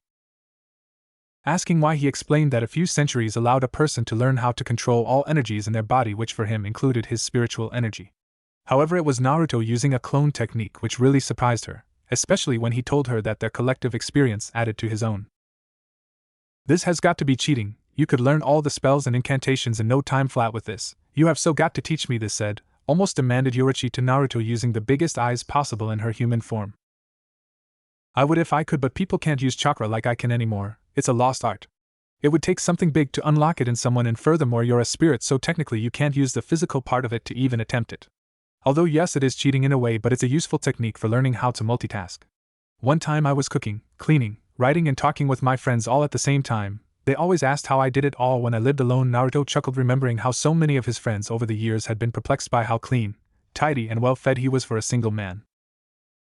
No fair, Yoruichi pouted hearing this. Having a solid clone technique would be a great thing to add to her arsenal of techniques. All she really had was her afterimage technique. Wait, quick question, you said you've been in contact with your sword, does that mean you know its name? She asked, curious. I have and I do, but mostly I don't call on her too much, really. I don't want people staring at her too much despite how beautiful she is, Naruto said, getting his sword to hum in happiness. Still, she is incredibly unique, and I am always happy to clean her and make sure she is in perfect shape, he said, holding the blade out. Can you show me what she looks like then, Naruto-kun? Asked Yoruichi with a grin, wondering with interest the shirkai of Naruto's sword. Maybe care to show our new friend what you look like? He asked his sword, who sent him a message, making Naruto grin at the spirit's idea. Hoho, you are a tricky girl, but you are my sword, said Naruto, drawing out the blade that glowed. Yoruichi watched in anticipation as his blade's form began to shift and shrink before splitting into two three-bladed shuriken, Sarutobi Sasuke's weapon in SB. Holding at two blades, Naruto flicked his wrists, and the two large throwing stars went down and span almost as if in midair thanks to the strings attached to bracelets on Naruto's wrists. Say hello to one of my blades, looks Yoruichi-chan smirked, seeing her expression. HW, the hell did you change it without calling out its name, the only way to de-weight one of its forms? What the heck do you mean by that? Asked a wide-eyed Yoruichi, having not expected Naruto to be at that level with his Zanpakuto. But it was also the fact that there may be more to his sword than meets the eye. My blade is beautiful and I treat her well, as thanks she has an unlimited choice of outfit for me to see, all usually coming with fun features. I know there's not any other blade like her, and if there was I'd never cast her aside, Naruto said, looking at his blades, thinking about when he last used them. Might have been the Sengoku period. Now Yoruichi-chan, are you gonna stand there and look pretty with your jaw agape, or do you want to have a quick spar? Although I'd advise some protection for you hands, otherwise they're going to have several new scars on that smooth skin of yours, he smirked as Yoruichi shook her head and Shippo back inside the house to get something. In a few seconds she had returned wearing a grey gauntlets and greaves, smaller versions than the ones she fought Aizen with. Ready when you are now, let's see if your blade can keep up with me like you can, Yoruichi said, taking her stance, actually considering going into Shunko right off the bat so she could gain the upper hand. Aizen, Naruto said as something shot up from Yoruichi's shadow when Naruto touched his own. It was a pure shadow copy of himself that, unlike his usual clones, had no features, just Naruto's outline in its shadowy form. Yoruichi was only just able to dodge away from what would have been a powerful uppercut to her chin, and she refused to be taken out in one move at the beginning of a fight. Don't worry, she'll keep up easily. And like I said, fun features for me, Naruto said as he swung his arms and by extension, literally, the shuriken shot forth toward the former captain. Yoruichi flipped away from the deadly spinning stars, but then found Naruto shooting toward her as if using the star's position to slingshot himself. He grabbed the blades as he came close and swung in an X formation, leading Yoruichi to rush in and get into his guard, and struck his chest before he could fully swing, pushing him back a fair bit. Naruto coughed from the heavy punch, knowing the wind out him. It seemed that the world loved to place him situations with beautiful and very strong women. Then again, I wouldn't have it any other way, Naruto thought to himself with a slight smirk. Nice punch, Yoruichi-chan. You could probably crack boulders with hits like that, he said, taking a stance with his shuriken again, only this time channeling the wind energy that the blades had. I am pretty strong, aren't I? Hope you're alright over there, wouldn't want you to be finished so soon, she said as she flashed forward to try and get another HT, only for Naruto to flick his wrist, sending the blade toward her face. She tilted the head but felt a few scratches on her cheek as it went past it. Naruto followed his left attack with a lower swing with his other blade, Yoruichi blocking with her leg, but saw the blade seemed to be easily cutting through her armor, so retreated behind Naruto to strike him. Naruto, however, did something unexpected and sank into his shadow before appearing by a nearby boulder, coming out of its shadow. Great, not only is he fast with his Zanpakuto, he can use shadows. It's almost as bad as sparing with Shunsui when he has his Shuriken. I hope Naruto can't do that thing too, Yoruichi thought in slight grimace, thinking that hit she just got wasn't worth the trouble, while another part of her was happy Naruto wasn't one to be taken down so easily. Made the spar more fun. The two went on for a couple hours, trading blows and cuts between them. Naruto had been caught off guard when Yoruichi had used hidden blades to shoot out at him when she kicked and punched him a couple times, but his use of wind and shadow techniques with his own blades equalized the field of battle between them. Yoruichi had also been impressed by Naruto's use of Kido as well during the fight, as he had used 33 Sokatsui without an incantation, and the blast had been powerful, and also 4 Byakurai too to catch her hidden blades after he began countering them. When they were done, they both headed into the hot spring that Kisuke had up in the shop, hidden away as he didn't put one in the training room like he did the original. You just keep surprising me, Naruto-kun, with all you pull off. Does that ever stop? Asked Yoruichi, soaking in the warm water, a towel wrapped round her waist and a small cup of sake in her hand, the bottle floating on a tray. I'll let you know when someone tells me, but I tend to do unexpected things when I'm in places, Karakura no exception it seems. Although what this place has had been a surprise for me really, which I am happy for since it'll definitely keep me busy for a number of years, I can tell, he said, drinking from his own cup, releasing a breath as the hot liquor hit his throat. He may not be able to get drunk, but he sure did enjoy the drink. Yeah, I think we can say the same, but I gotta ask, Naruto-kun, what else can you Zanpakuto change into since the way you described it has multiple forms? Yoruichi asked curiously, like the cat she could become. Not too sure really, I stopped counting after a while. But I remember a fair few of her forms, all of which have been handy over the years. It's the reason why I get her such good sake to soak in from time to time. Anyway, I'd best be heading back home soon and get my sleep, otherwise I'll be late for work, said Naruto, stepping out of the water, his towel covering his lower regions to Yoruichi's slight disappointment. I'll be out in a minute, since some of the scars you got on my face haven't healed. I oughta smack you for marking my face, she said in a mock threat as Naruto picked up his sword from the side that had been dipped in a large sake cup. You can try, but I'm sure you'd rather have me kiss all the marks away for you, Yoruichi-chan. Or anywhere else it hurts right now, he said, chuckling as he slid the door to the room closed, leaving behind a red-faced Yoruichi in the tub, and it wasn't because of the alcohol. How the heck did he manage to do that? Usually it's me that gets under guys' skins, making them flush like schoolboys. Must be experience. Although this might mean war for the game of teasing now, a cat-like grin came in her face as numerous ideas hatched as to how to get Naruto to blush and sputter like a 15-year-old boy. As Naruto walked home at night, he was softly humming a small tune to himself, while Yoruichi was resting in his shoulder in cat form, her small head leaning against his neck like a pillow, another picture for the album. However, he stopped humming as he felt a pulse of Ryatsu and sped off to find the source. In next to no time, Naruto was in front of the Kurosaki residence, where he saw a young petite-looking woman leaning against a lamp post who had short dark hair. The more impressive sight was that his student Kurosaki Ichigo was dressed in the clothes of a Shinigami, holding a ridiculously large Zanpakuto to which he had used to kill a nearby hollow with ease. Somehow I think my life is going to get troublesome now with this. At least it's happening to him, and not me. I pray Murphy's law follows him instead of me for once, Naruto said, shaking his head as he quickly vanished from the scene. Making it home, Naruto opened the door as Yoruichi stirred slightly. Naruto-kun, what was that feeling of Ryatsu before? She mumbled, lifting her head a little, only for Naruto to pet her head. Don't worry about it, I'll tell you in the morning, just sleep for now, Yoruichi-chan, okay, he said as she gave a weak nod, shutting her eyes. I bet she'll turn up at school tomorrow out of nowhere. If she does, I'll change the files a little to help out, as that spike of Ryatsu came from her and transferred to Ichigo. Ugh, I'm here a week and this happens. I'll manage like always, Naruto thought as he put Yoruichi on the bed and then got into his sleeping clothes before putting his head down to rest. When next morning came, Naruto and Yoruichi quickly got changed. Naruto did, at least, before making his lunch and heading to school a little earlier, only to find a new folder on his desk, with young Rukia's information in it, alongside a small picture of a Chibi Urahara. Subtly really doesn't agree with you, Kasuke, Naruto said with a shake of his head, opening the folder and looking through the information given about Rukia, but also the true information about her status as a Shinigami that Kasuke had slipped in for good measure. So a noble who was picked up off the street and raised to be a Shinigami, a seated level skill but held back by captain's request, currently has had all her power transferred to Kurosaki Ichigo, now substitute Shinigami. I wonder if I can fan a bit of fun with this info, maybe a bit of teasing too. Naruto chuckled to himself at his plans, which Yoruichi took note of. If what you're planning sounds fun, I want in, Naruto-kun. Naruto smiled at Yoruichi, scratching her behind her ears. Not unless you take your female form, Yoruichi-chan, since I just plan on teasing the new girl, since she seems like a serious type from her file, as does Ichigo, so obviously they are perfect targets for it. She nodded in agreement, her mind remembering Rukia's brother-in-law. Her adoptive brother was the same, always too serious, barely ever had fun unless I made him by stealing his hair tie and running away. She laughed at the memories of 100 years ago. She always had enjoyed making the usually stoic noble chase her. Well, if I know anything, something tells me we'll have to reveal ourselves at some point, so you can join in at some point, or tease any of the group that hangs around with Ichigo. It's obvious that his leaking Ryatsu may affect the others when combined with my own leaking reserves. The cat hopped off his shoulder and onto his desk. I can wait a little then, just make sure they don't get used to your teasing before I get a chance to. Yoruichi held up her claws, saying this, not wanting to lose her own chance at teasing the girl and the orange-haired teen. She did take pleasure in that hobby.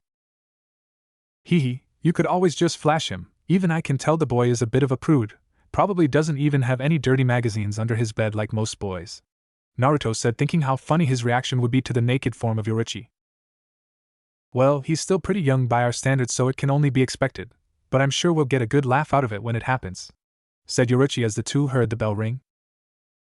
A little later, Naruto had requested that Rukia be sent to his office for a quick checkup under the presumption of confirming her file. When she arrived, Naruto was greeted by a chirpy Rukia. Good morning, sensei, I was told you wanted to see me? She said as Naruto offered her a seat while petting Yoruichi in his lap. I did, and you can drop the attitude. I can tell fake emotions a mile off, Rukia Kuchiki, Naruto said as the girl sighed before her shoulders slumped slightly, clearly seeing that the sensei was probably not like others around the school. Well then, in that case, what do you want? She asked with a serious expression on her face, seeing as Naruto's eyes didn't lie. Just confirming a suspicion or two, that's all. Your address of residence, oddly enough, is the same as Kurosaki Ichigo's. You two old friends hooking up after years apart? He asked, straight-faced by mentally smirking, as did Yoruichi, seeing the girl's face go red. WHWH, well, what are you asking? I just happen to be staying at his house is all, we barely know each other. She defended herself, not expecting the blonde sensei to ask her such a thing. Oh, I see you're just having a bit of fun with the young Ichigo. Did he pop your cherry? He then asked, making the girl sputter a response only for him to then start chuckling. Sorry, I'm only joking, Rukia-san. I just thought seeing your expression would help get that serious look off your face, and it did, he said as the girl puffed her cheeks in annoyance. I could complain to the other staff members for that, you know? She asked him only for him to smile, not showing any signs of worry at her threat. You can try, but it won't stick with the level of skill I have for the position. Besides, I'll say I was just joking anyway, and not meaning to offend a young girl like yourself. Anyway, back to the main subject, is there anything about you I should know if you end up in here, Rukia-san? He asked, still smirking at the girl. Oddly, Rukia was reminded of Kisuke looking at the blonde sensei, but also was curious as to her feeling a Ryatsu signature from him. Plus, the sword on his desk as well seemed odd to her, considering it was an odd thing to carry round. I have a permit for that, said Naruto, catching her staring at his sword. Oh, sorry, just an odd thing for a doctor to carry round is all, sensei. But know what my file says should be everything you need to know, she explained as he nodded, making a small memo in his notebook for a later arrangement.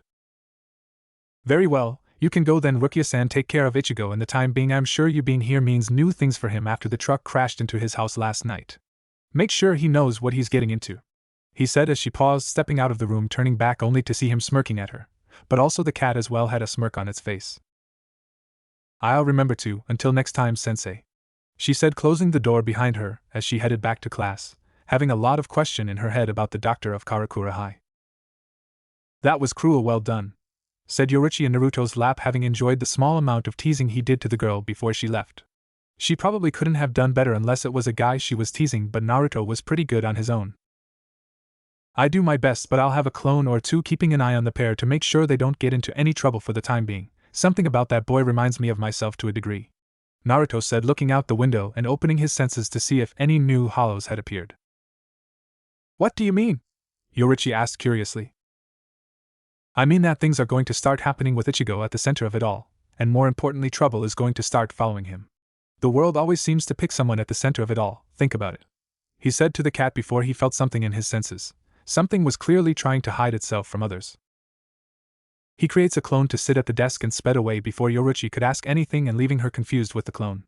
Well, what's going on, Naruto-kun? The cat asked the clone, who looked at her, petting her head. Boss is going to check something out, don't worry, Yoruichi-chan, he told her, not really relieving her worries as she noticed his sword was gone too. Whoever you are, come out now, there's no use hiding your Ryatsu from me, I can still sense you both, said Naruto, now in a nearby park in Karakura. From out of the trees two figures came out. One was a spiky blonde-haired woman, the other a lazy-looking brunette man, both wearing white coats, only the woman's collar covering her face. Who are you and what do you want? Naruto asked, his right hand on his sword's handle, feeling a powerful Ryatsu from both of them, but more so from the man. It somewhat reminded him of Shikamaru due to the face at the skill he no doubt possessed. Both drew out their swords, the woman's more like a broadsword but being hollow, the man's being a simple katana. My name is Tia Haribel, he is Coyote Stark. We have been sent by our leader to offer an invitation to join his group. He received information of you entering this town and grew curious at your power signature, said the now named Haribel as she took up a stance against Naruto, Stark just holding his sword up. May I know the name of your leader, Haribel-san? Naruto asked as he slowly drew his own sword, his Ryatsu climbing more as he drew the blade. Sorry, he doesn't wish to reveal himself outside of direct contact. But he did say we could test you to see if you would fit in our group. Though to be honest, I'd rather not right now. I can already feel that you are pretty strong. Any chance you can just fight her and not me?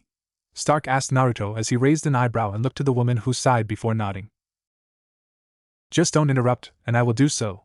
I have some honor left in me after the war, he said as his sword flashed and became an extra long 150 centimeters chikuro with a dark blue hilt. Seeing as you introduced yourselves, I shall do the same. I am Uzumaki Naruto, the last soldier, he said, placing his hand on the floor and creating a barrier around that would hide their battle from all others. No sense worrying Yoruichi or the new kid to something they couldn't handle. The kid, at least Yoruichi, should be fine. Which war did you survive? Haribel asked, curious, as Naruto smirked, taking a stance with the long blade so that it was parallel to the ground, the edge facing the sky and the flat facing his opponent, in this case Haribel. All of them, he said as he intensified his presence. I am an eternal jailer for a beast that none know of, forever lost in time. I have walked this world thrice over in my life, and I'd rather not be stopped when I have only just moved. So come at me, he said, his eyes becoming sharper than Haribel had ever seen from another human, Shinigami or Hollow. Very well then, prepare. She speed forward, hoping to catch him with her superior speed, raising her blade and charging it with a yellow-collared Ryatsu. Harabel, stop! Dodge that swing! Stark yelled, seeing Naruto undeterred and beginning his swing, but he could tell there was more to his attack than a single swing. Hearing her partner, Harabel made a motion to dodge with Sonito, only to find Naruto still in front of her as he swung down. She was barely able to block the blow from the sword, and even then it cleaved straight through the metal and reached her skin and scratched the surface, but only that due to her hierro. However, she then felt another attack cut straight into her side, and this one much deeper than the one she had blocked. She was sent skidding across the floor and held her side as she instantly began channeling Ryatsu to start her regeneration, but it would be slow since regeneration was not her specialty. Damn, overstepped the move. Still, I'm surprised you weren't cut in two by that. Most being don't live after I use my Heiken. Then again, I might have overstepped on purpose. Is that a good thing or is it a bad thing? Probably a good thing, said Naruto, shaking the blood from his sword, getting a strange look from Stark and a shocked one from Harabel. That attack, there was one swing but two attacks, how? Asked Harabel as Stark had now gone over to her side to cover her. He'd rather not lose a comrade right now. I met a strange samurai at a point in my life. He created a technique to cut down swallows. Why, I never asked, but since a swallow changes the direction of their flight if they sense a change in the flow of air, he made this move so he could limit their escape and cut them down. It was well worth learning at the time, said Naruto, smiling at the memory of the samurai in question. That sword of yours, it's not the same as the one before it flashed. You sent it somewhere, said Stark, looking intently at the blade, readying his Ryatsu for a sudden attack if necessary. Ho, you noticed, did you? Impressive, not many see that part to the sword, Naruto said as he held out his sword, and at the tip of the blade there appeared a ripple in the air. Naruto held the blade as the ripple passed over the blade, the ripple giving off small sparkles of light before it reached the hilt, to which it returned to its original form. My Zanpakuto is a key to the true power of the blade.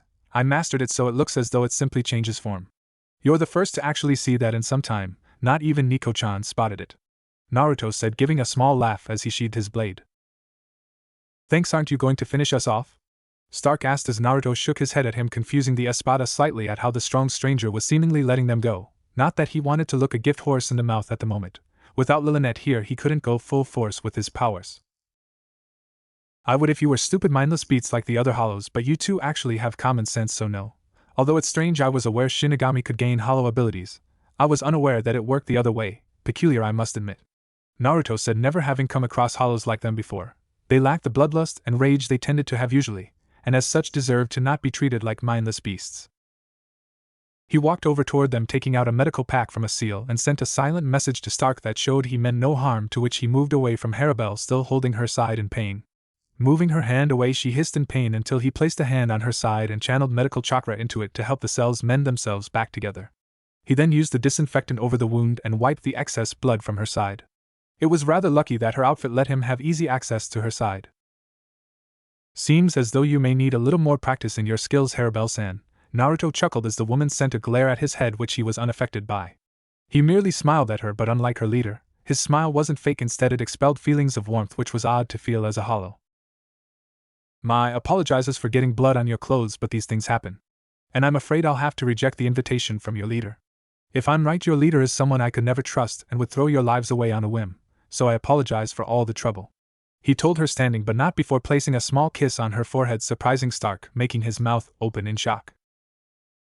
I make it my business to offer my enemies a chance if I think they deserve it. When you see the truth, come and find me. You and any who are smart like you two are welcome to join me, and I hope we meet again under better terms next time, my lady, he said, stepping away from the dark-skinned woman, now very thankful her collar and mask hid her bluish after the blonde had kissed her, something she had never experienced before. We may not be able to accept, but thanks for the offer, Uzumaki. Until next we meet, said Stark, snapping his fingers, making a black portal open behind them and helping Harabel to her feet. Why do you offer us this chance? Harabel asked him before she stepped through the garganta.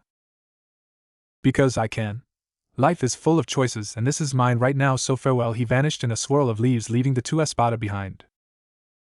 Aizen-sama won't be pleased about this. The guy wants nothing to do with him, and is much stronger than both of us. This will not be nice. Lilith's gonna hit me for this, Stark groaned, walking through while Harabel's mind considered the offer for her and her fration. When Naruto returned to the school and dispelled his clone as he entered his office, Yoruichi was looking a little miffed on his desk, her tail swishing back and forth, and her eyes telling Naruto to spill all to her. Yo, Yoruichi-chan, nothing to worry about, just a couple of spirits that wanted to greet me is all. Although I may have to speak to Kasuke about them, Naruto muttered as the cat seemed to glare a little for not being given all the information from Naruto. And you can't tell me because? Her male-sounding voice asked the blonde, who set his sword down on the side before sitting back down on his chair and giving it a quick spin. You'll just have to be patient, Yoruichi-chan. My info is important, too important to be spoken aloud if you catch my drift. Naruto's eye glanced out the window and spotting the signs of a small garganta in the air just as it fully closed. Was that an eye? Oh, very well then, I'll wait then. The cat sat on his lap as he petted her head. It surprised her just how acute his senses were. It seemed strange that with her own natural animal senses adding to her spiritual one alongside her own experience, as a Shinigami captain she seemed to pick up things slower than Naruto. She chalked it up to him having a little more experience on his part. Good, now let's see if anyone comes to us for a checkup, Naruto muttered, opening his door and looking along the corridor, not seeing anyone but definitely heard giggling at both ends. If you aren't injured or ill, please get back to classes, he shouted as he heard the scrambling of feet as the girls began running away from being caught trying to sneak into the office. Youths so full of hormones they'll stalk a man like a lion does its prey. And scary as hell in some instances. Naruto chuckled thinking of the conventions he'd been to entertain himself as he traveled. If America did anything great, it was certainly its comic book conventions. Girls like to play, I know I do. Although some like to be stalked, or even taken care of, but those are rarer really. Plus a girl looking for someone to take care of her must have had a pretty bad life or is really cute, but that's just my preferences. The cat shrugged its shoulders and Naruto blinked for a moment. Knew it was all he said as he made a mental note over girls when around Yoruichi, and that hot women she knew she was probably friendly with, if not to a more intimate fashion. After school had finished, Naruto began walking Orihime home. So what are you buying for tonight, Orihime-chan? Naruto asked the girl, his hands behind his head, still wearing his lab coat since it looked good and cool on him. Yoruichi had agreed and had decided to go visit Kasuke to check up on the man and possibly torture him by reading one of his confiscated books in front of him. Onion, banana, beef and gelatin, that sound good? She asked back to the blonde, who smiled. Sound great, Orihime-chan. I'm happy that we ended up being neighbors and good friends so fast. Plus with our cooking style we can guarantee yummy meals every day. The girl jumped up with joy. Yay, she cheered hearing him. I'm happy you're my friend too, Naruto-kun. With you around it's not as lonely at home after school, she said, smiling as the two began to cross the road. Unfortunately, one driver thought he could run a red light and keep accelerating toward the crossroads even though only a couple people were crossing. When Naruto heard the noise, he looked up to see the speeding car and grabbed Orihime, holding her to his chest and turning his back to the car, who, seeing Naruto there, slammed on the brakes, coming to a stop but not before knocking Naruto and Orihime over to the side, although the two seemed to be jerked by something, catching the attention of many around them, including Ichigo, Rukia and Tatsuki, who had been catching up after cleaning the room. Naruto! Orihime! Tatsuki shouted at the two, seeing them roll across the ground.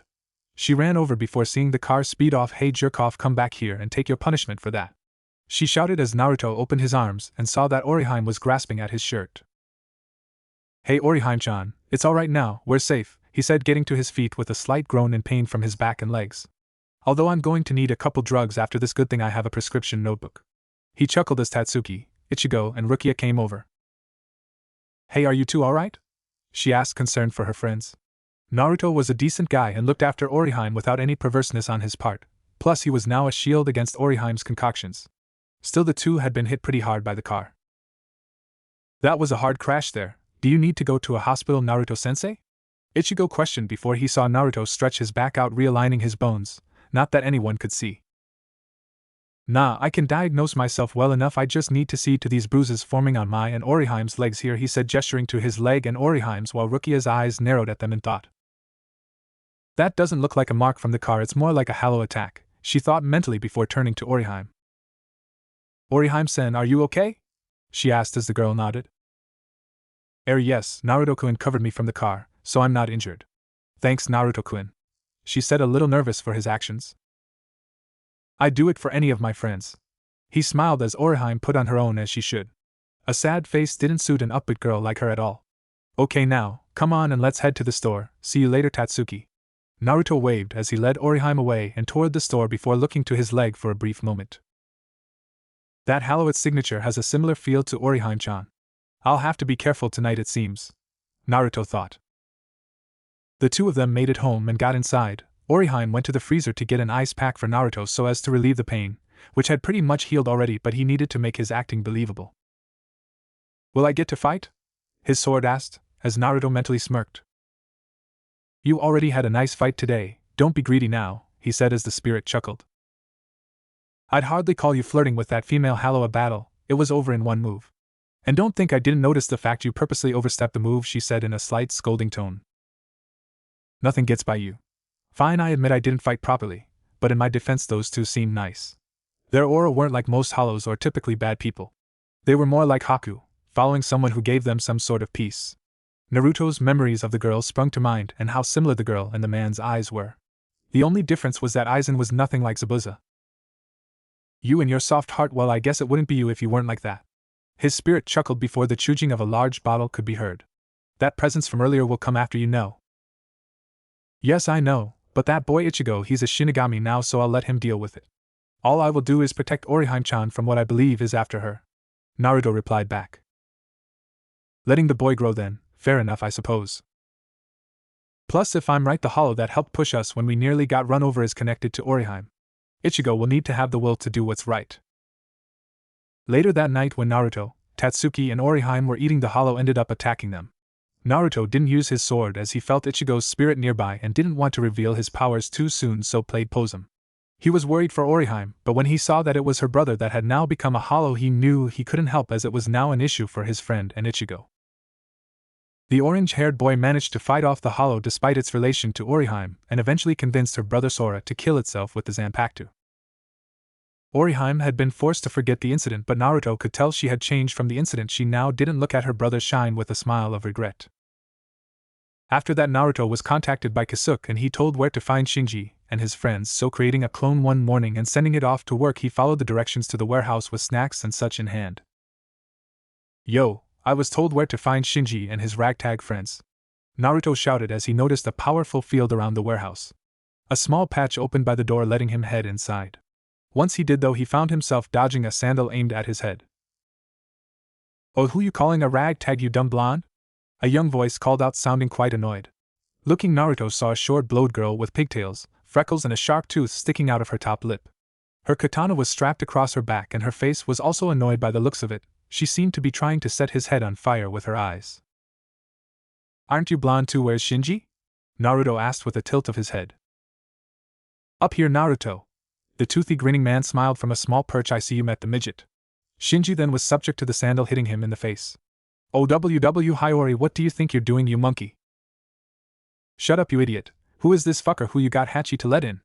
As she asked the question, Lisa flashed next to Naruto and grasped his hands. Ah, Naruto-kun, you're here, thank goodness. I wanted to ask you something, Lisa said with her usual face but with an added smirk and somehow sparkling eyes as she gazed at him, the look of a fan of Aika. And what might that be, Lisa-chan?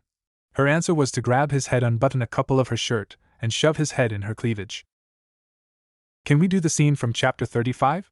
She asked sweetly as Naruto enjoyed the small comforts of being a writer. Hey, stop smoothing him with your tits, I want to beat his ass, Hiyori shouted as Lisa patted his head. At least I have tits, and no, I have the author of Aika in my arms, and I'll be damned if I don't see if he has the skills to back up his writing. Come with me, Naruto-kun, she said with a straight face. Letting him go, she dragged the grinning Naruto, only to be blocked by Rose and Love, who held their books out to Naruto.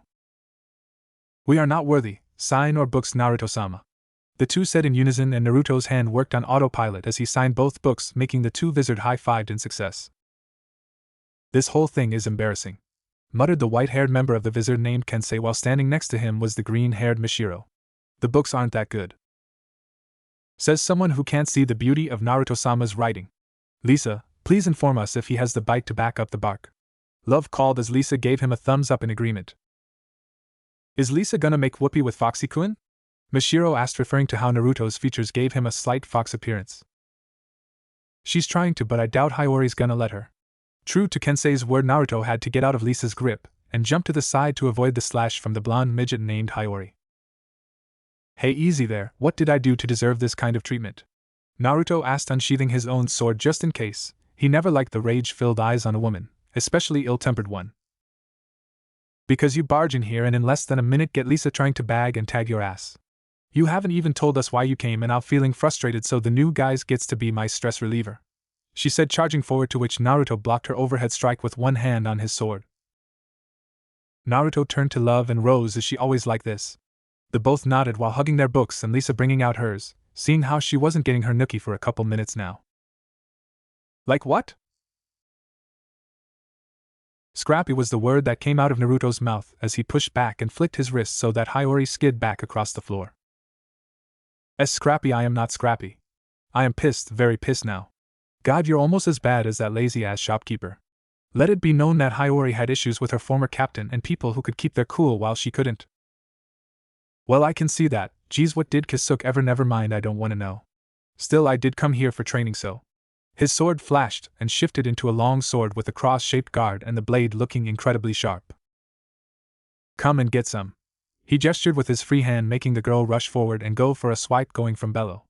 Naruto blocked and forced the blade to the side before kicking Hiyori in the stomach. Shut up. Charging again, Hiyori was blocked with ease. God damn it, stop blocking and fight. Naruto just tilted his head in confusion. I am just not taking an angry opponent seriously. If I do, it ends, and take care of your sword before it gets another cut. Naruto told her, making her stop and look at her Zanpakuto and seeing a small cut where Naruto had blocked her strike. What the hell, how did you do that? She shouted, moving her hand to her face. You know what, never mind, I'm gonna make you fight properly, or at least have the satisfaction of kicking your ass. Pulling her hand down, forming a white mask that had a horn and sharp teeth. Oh, so that's the mask you can pull, suits you, Naruto said, jumping to avoid a Zero blast from the girl. Shinji, is there a better place to fight the girl when she's like this? He asked, deflecting another blast using both hands on his sword, cutting the beam in two down the middle, enjoying the shocked expressions. The large pink-haired man snapped his fingers, creating a barrier around Naruto and Hiyori and making an opening in the floor that Naruto figured was the answer for the room problem, so shot down it with Hiyori on his tail. Once down, he found an area similar to the one under Kisuke's house. He really does good work, Naruto mused as Hiyori held her sword out in front of her. Don't ignore me, you idiot. Butajire, Kubikiri Orochi, she declared as her Zanpakuto released, shifting her blade into a large cleaver-like blade with notches down the blade portion. Naruto caught the blade between the notches. Better, this form lets you strengthen your Ryatsu better, but your personality conflicts with the blade if the Tsuba is any indication. You should talk with her more, Naruto said, much like a teacher instructing his wayward students, seeing the more feminine qualities of the blade. Oh, and one more thing, when you're good enough. Naruto closed his eyes as his whisker marks widened and seemed to add red color under each. Opening his eyes revealed Black Scarrow with golden eyes. You don't need the mask anymore. Hado 1. Sho, pointing his finger, he released a powerful thrust against Hiyori back and slamming into a nearby stone wall. She quickly got out and rushed back to clash with Naruto, trading blows with each other, Hiyori unsuccessfully being able to push him back at all when they crossed swords. By now everyone had followed the two down the stairs and felt the shift in pressure from Naruto, and noticed his eyes. He can holofy, without a mask? Questioned Rose, surprised by this news. First I heard of it, is this guy a broken character or something? Shinji asked aloud. And he hasn't even called out the name of his Zanpakuto, yet it's changed, which means he probably has Bankai. What's next? Breathing fire. As if Kami was fucking with Shinji, Naruto opened his mouth to breath, put black flames at Hiyori. She released a Zero to defend and sustained the blast, and made a fire go around her instead of directly on her. He's not taking her seriously, is he? Rose asked aloud, and Love nodded, as did Kensei. No, the expression on his face doesn't show distress at all. He's not worried one bit by the looks of it, and he might even be trying to teach Hiyori a lesson. Kensei mused, getting a nod from Love, who adjusted his shades. I know, he could have finished this in 2 or 3 moves. Maybe one now that he holofied as well. Wonder how he does it. Love questioned as they got comfortable on the surrounding rocks, aside from Hachi, who was in charge of the barrier. Hiyori let out a breath at the heavy amount of Ryatsu she needed to divert the black flames. It seemed they had properties similar to Zero, but it was more fluid than what she and the others fired. She'd compare it to some of Rose's techniques. Not bad, but lacking in finesse. Then again, that describes you quite well. Naruto's hollowified voice came out with a throaty chuckle before he shifted his blade into a wooden kendo sword that had no guard on it. The second he did, he swung, catching Hiyori at her torso, knocking the breath out her lungs. She never even saw it coming when she used Shunpa. If this were still a blade, you'd be missing your legs. Learn to control your rage, Gaki, otherwise you're better off dead. Lifting his leg at a 90-degree angle, Naruto slammed it down on Hiyori's back, making a huge crater in the ground from the strength he used. He knew she could take it, but he made sure it hurt due to how she needed to learn. One look in her eyes told him how she would fight, and if what Shinji, Kisuke, and Tezai had told him was right, she'd have died fighting Aizen by him playing on her emotions. When the dust cloud cleared from the kick, Hachi lowered the barrier, feeling that Hiyori was done, and her mask dissipated. He moved to the crater where Naruto stood sheathing his sword in its sealed state. She has cracked ribs with a couple puncturing her lung, Multiple fractures on her leg bones and damaged spine. Do you need to heal her or should I? Naruto asked, holding up his hand as it glowed with medical chakra. I can deal with it, but thank you for offering, and thank you for going easy on her. Hachi bowed his head as he made the small orange barrier to begin healing the now unconscious Hiyori. I was like her once. With someone like Aizen around, it's better to make her learn the consequence of fighting without controlling her emotions. Plus, my sword wanted another fight for the day, Naruto said, getting out of the crater and patting down his doctor's coat from the dirt. As he walked back to the others, he released his hollow transformation. So what do you think? He asked as the white-haired Kensei came there. Good fight. I'd like to put myself against you at some point. It'll be nice to face a new opponent after 100 years. I'm Kensei Magamura. Naruto shook the hand that was offered to him. Pleasure, I can tell you. My Zanpakuto will enjoy going against yours. It's wind, isn't it? He asked, getting a nod. Yes, but how can you tell? Naruto pointed to his ears. Good listener, get to my age and you can hear things you don't expect to. Then again, I doubt many humans reach past 2000 and gain access to something most do when they die. Naruto mused with the tilt of his head at the group and watched as the green-haired one in the white jumpsuit came over and stared at Naruto. He swore he heard the G noise from her before she reached and stroked his whisker marks with her hand, making a shiver go up his spine. Hey, don't touch, I'm ticklish, he said, pushing her hand away lightly. Oh, but they look cute. I'm a Shiro, by the way, Foxy-kun, she giggled as she tried reaching for his cheeks only to be batted away. No, they're sensitive and only certain people get to touch, he told her as she puffed up her cheeks at being denied her whisker petting. Fine, she huffed, sitting down on her ass as if in protest. Ignore her, she doesn't grow up, Kensei advised, remembering the days she was his lieutenant. It was a migraine waiting to happen. I see. Well then, lunch anyone? He asked, getting nods, making him unseal a scroll full of food for the group. Oh, good spread, you should come round more often, Shinji commented, seeing the roast chicken next to the fajita wraps and salsa. Well, I do need to get up to speed with hollow techniques, I suppose. The black flame is the best I can do so far, as I don't have any teachers and the whole situation was only explained some time ago, he said, taking one of the bowls of ramen for himself. To be honest, we don't know too much about hollow abilities. Best we do is zero and amplify some of our techniques from our Zanpakuto. Naruto's shoulder slumped. Well, that sucks, doesn't it? Oh well, training with Nico-chan will have to do, plus learning Kido is pretty fun. Wonder what would happen if I combined with Jutsu, file that later for experimenting, Naruto muttered to himself as he felt something soft on his back. Hey Lisa-chan.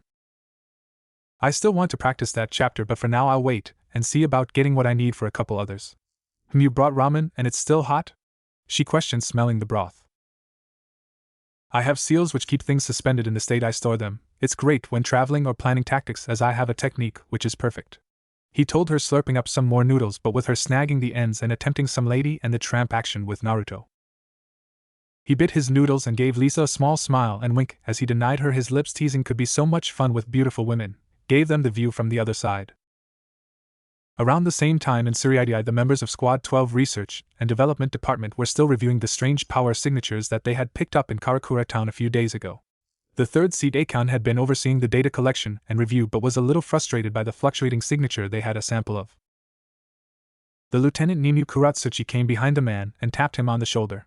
Mayuri-sama wishes to know what information you can offer from the spirit signatures, she told him with her blank face and gentle tone.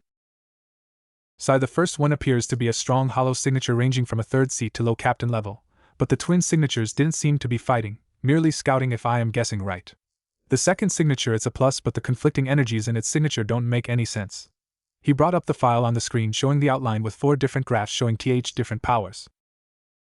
These 4 act together at the same time. One is Shinigami level, but a conclusive reading couldn't be obtained in time. But the flash registered at lieutenant level but for an instant, so it could be wrong. In my honest opinion, this is either an anomaly on the readings due to recent activity, or something R&D has never encountered before. He transferred the data to a portable memory device and handed it to Nimue. Please give my apologize to Taicho for my lack of significant data. Nimue took the device and placed it inside her Shinigami robes and nodded her head. I will do so. She left and headed immediately to her father/creator's office and headed inside and bowed low. Mayuri-sama, third seat Akon, has given his finding on this. She handed him the device and he inserted it into his main monitor and brought the data on screen. The creepy-looking scientist of Squad 12 looked over the data with a growing grin. Interesting, I'll need to cross-reference some of this to see if there is anything in the records for a power signature like this, and maybe if such a person can be created. He looked to his creation, holding his hands up. Imagine the possibilities of having soldiers with integrated powers. The implications. The man started typing away on his keyboard to try and extrapolate information from the data. Nimu, though, having not being told not to say anything, repeated the information regarding the spirit signatures at the lieutenants' meetings, which of course got attention from a number of the captains, which lead to Soteicho Yamamoto calling the captains together for a meeting. When all 13 captains were called together, Yamamoto slammed his cane against the floor, drawing everyone's attention. I have this meeting together due to a recent discovery from Kuratsuchi Taicho. Speak now to the other captains. He ordered in his wise but tough voice. I'd prefer if I had been allowed to study the data for more time. But it seems my lieutenant couldn't keep her mouth shut, stupid girl. Regardless, rather recently our scanners looking over Shinigami Rukiakuki current assigned town, Karakura town, we picked up strange energy readings.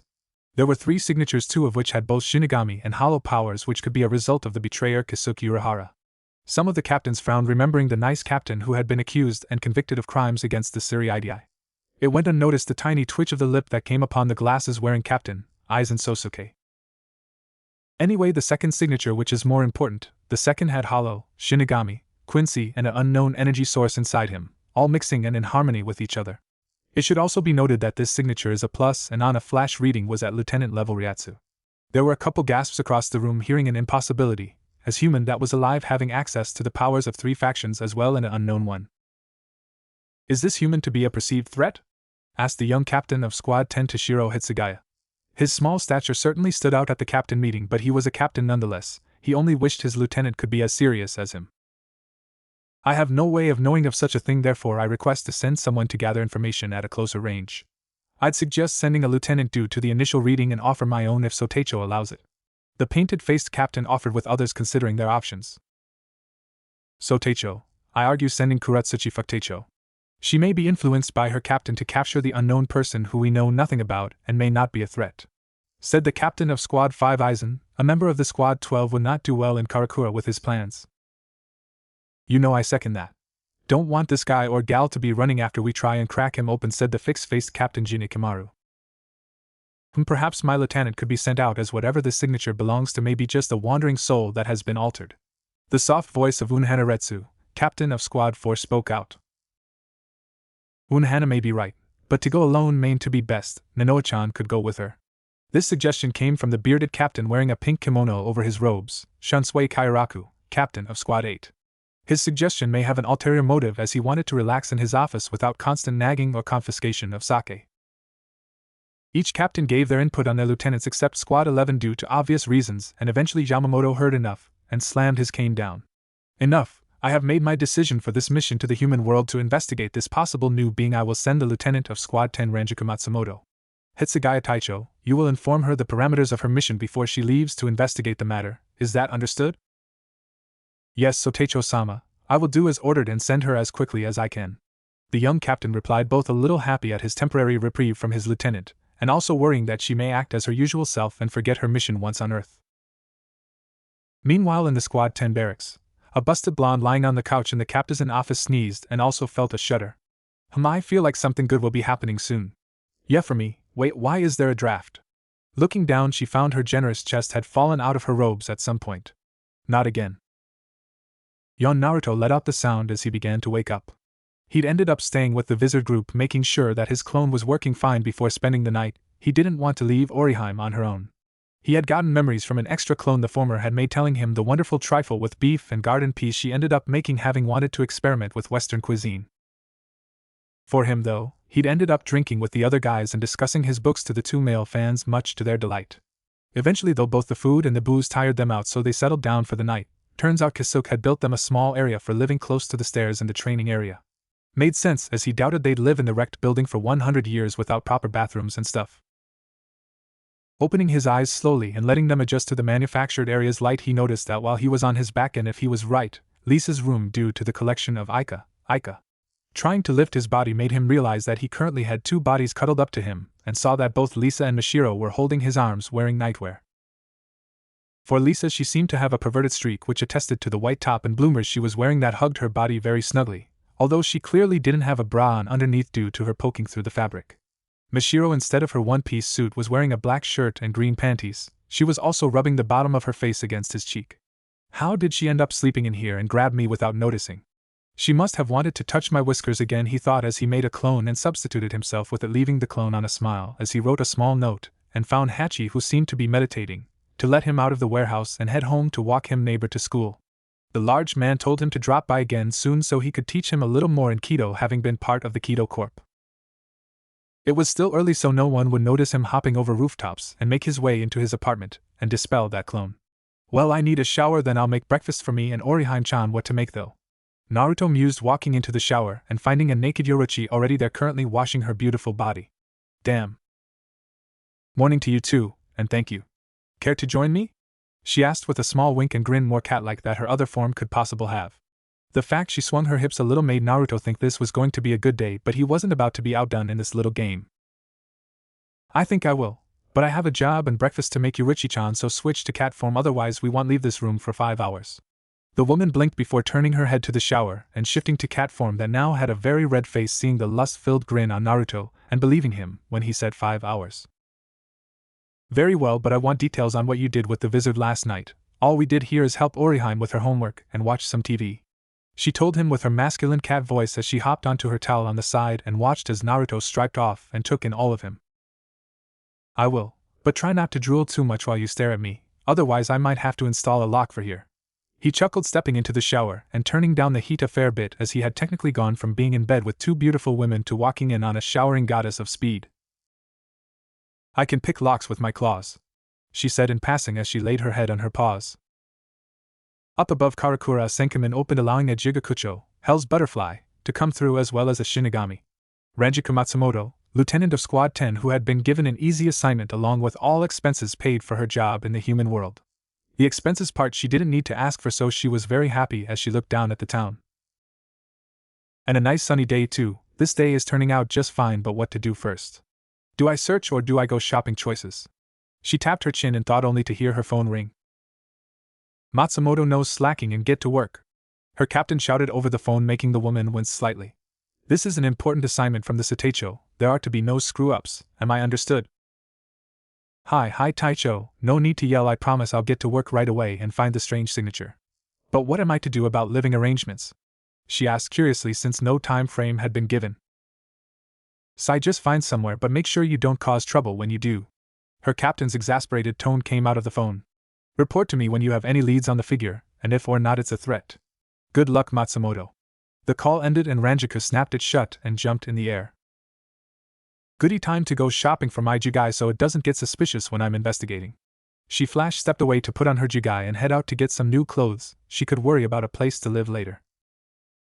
Naruto was now sat on his chair in his office, petting Yoruichi on his desk. Something's entered the town, a Shinigami it seems. You recognize the Ryatsu, Yoruichi-chan? No, but it's a lieutenant level if my scents are still good. Wonder why they're being sent. Did you do anything recently, since I doubt they sensed Ichigo's power transfer yet? She wondered aloud as she had no reason for why they'd sent someone. Well, I may have used a little of my power a while ago, but it was only for an instant. They could be just investigating.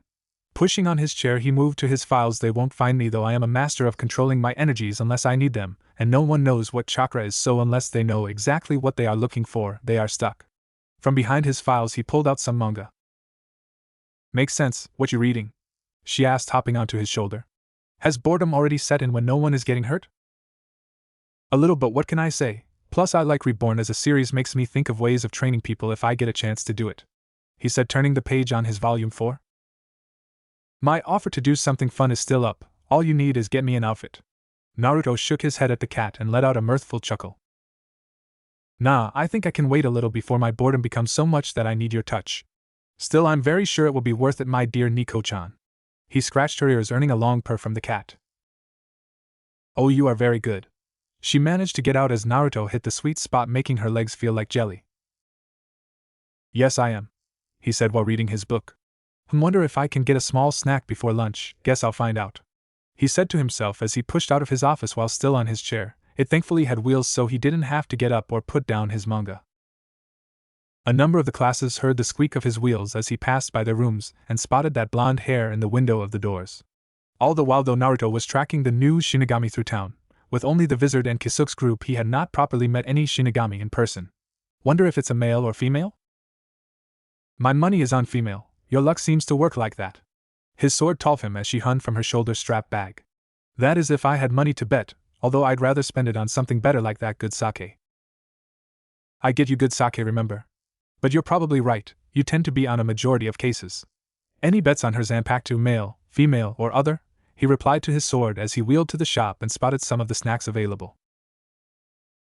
I'll go for female again, and from what we sensed, part animal, not sure what though.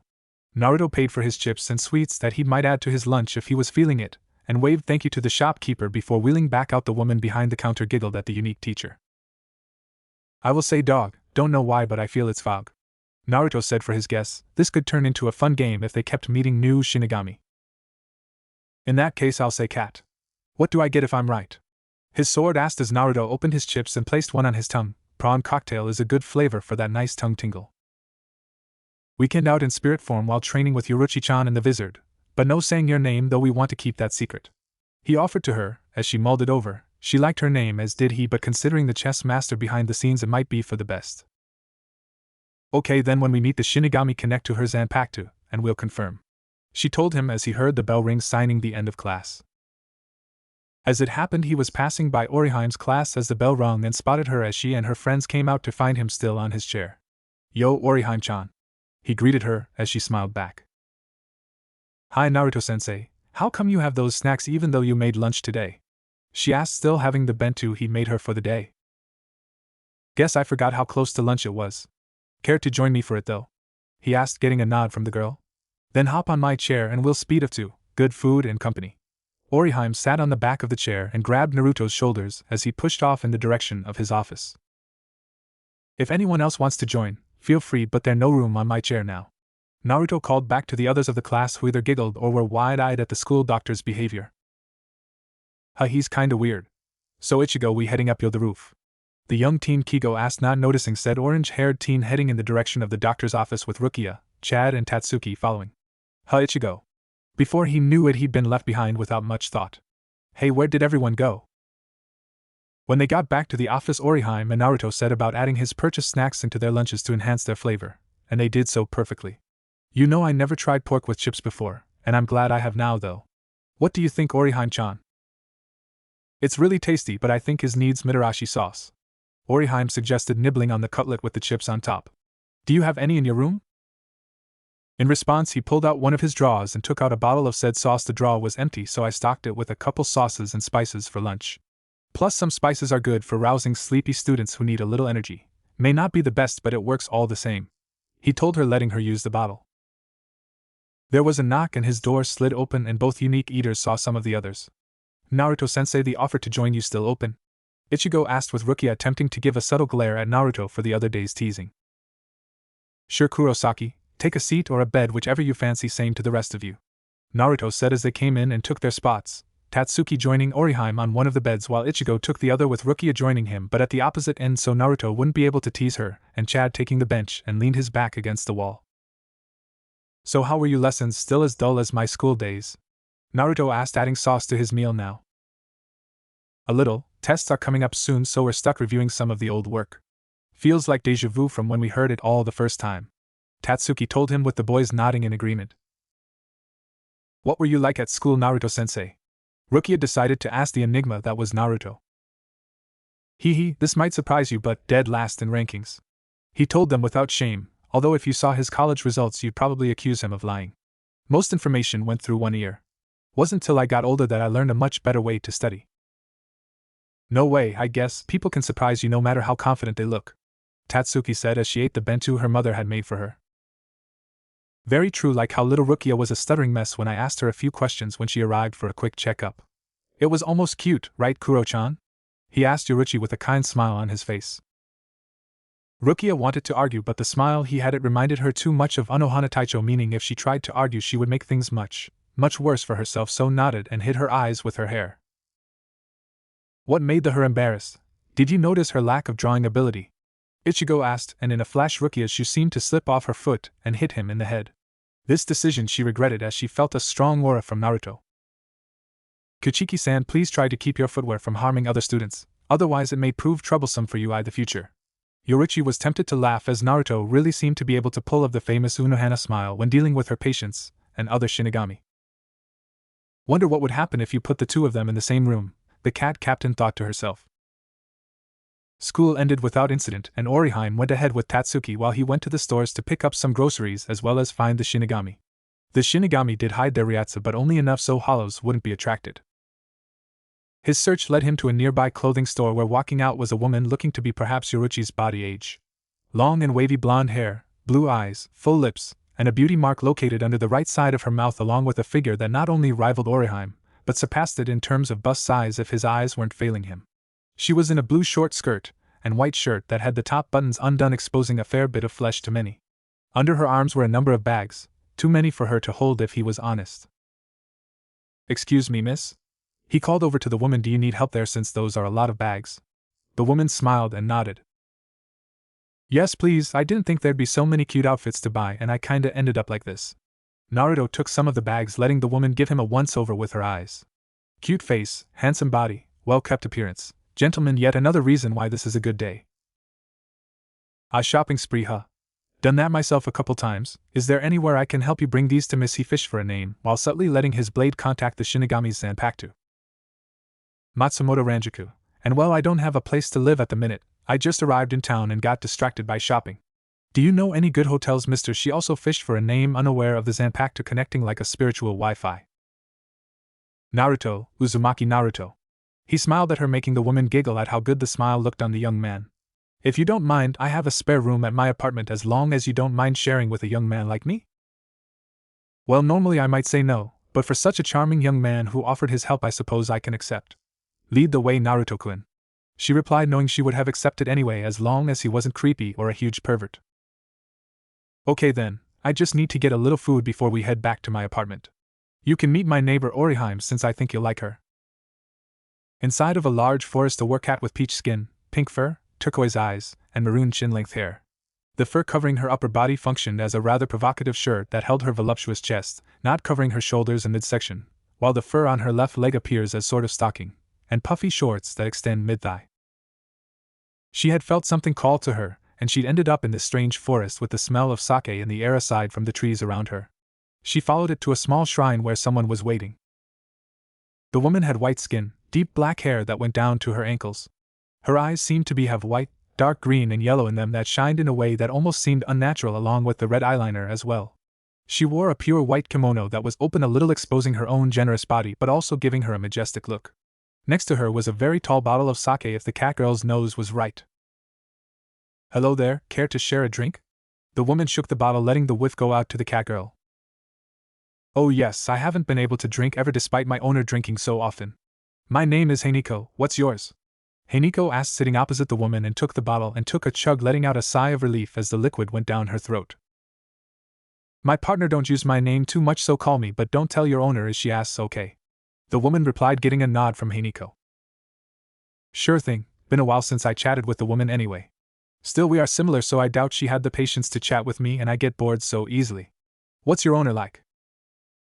The spirit smiled, taking a large chug from the bottle.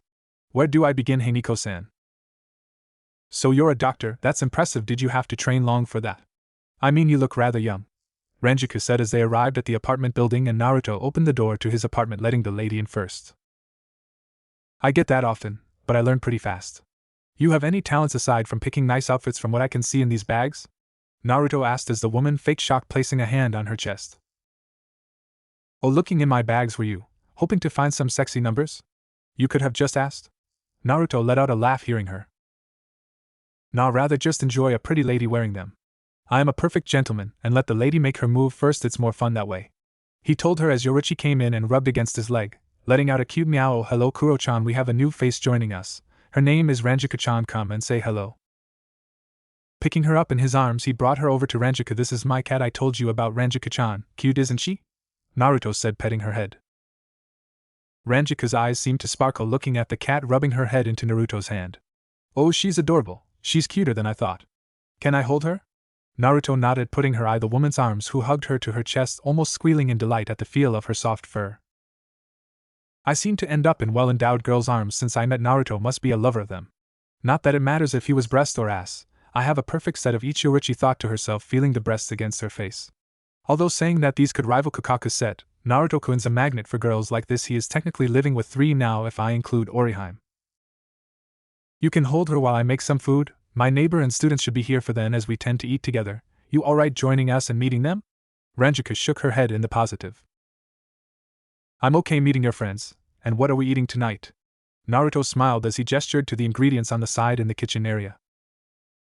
Sukiyaki, although me and Orihime-chan tend to add a few extra when we eat, but we'll be doing that ourselves unless you want to try. Naruto told her as Ranjika titled her head while scratching Yoruichi's ears. I'm up to try something new, she told him with a smile as he started getting the necessary cooking equipment for sukiyaki. It wasn't long before Orihime and Tatsuki came into his apartment, having given Orihime a key beforehand. Huh, Naruto, who is this? Tatsuki questioned, knowing to drop suffixes when out of school with Naruto since he didn't care for formality really, he was okay like that. This is Ranjiku. I met her while coming back from work. She was having a bit of trouble so I offered to help her out. Turns out she just arrived in Karakura and had nowhere to stay and I couldn't let her go about on her own, could I? Naruto told her as Orihime looked at him with a star-eyed expression. Oh, that's so kind, Naruto-kun. Are you letting her stay here then? Orihime asked, getting a nod from the new woman. That I am. Naruto here graciously offered to help little old me so I couldn't refuse him. You must be the cute neighbor he told me about. Orihime blushed at Ranjika's words and began to poke her fingers together, making Ranjika glomp her and nuzzle her cheek. Oh, you are so cute, aren't you? She giggled as Tatsuki's sweat dropped, as did Yoruichi, who thankfully had landed on her feet when Ranjika dropped her to glomp the teen girl. Naruto, where did you find this woman again? Tatsuki asked, wondering if the Chizuru treatment was required for dealing with Ranjiku.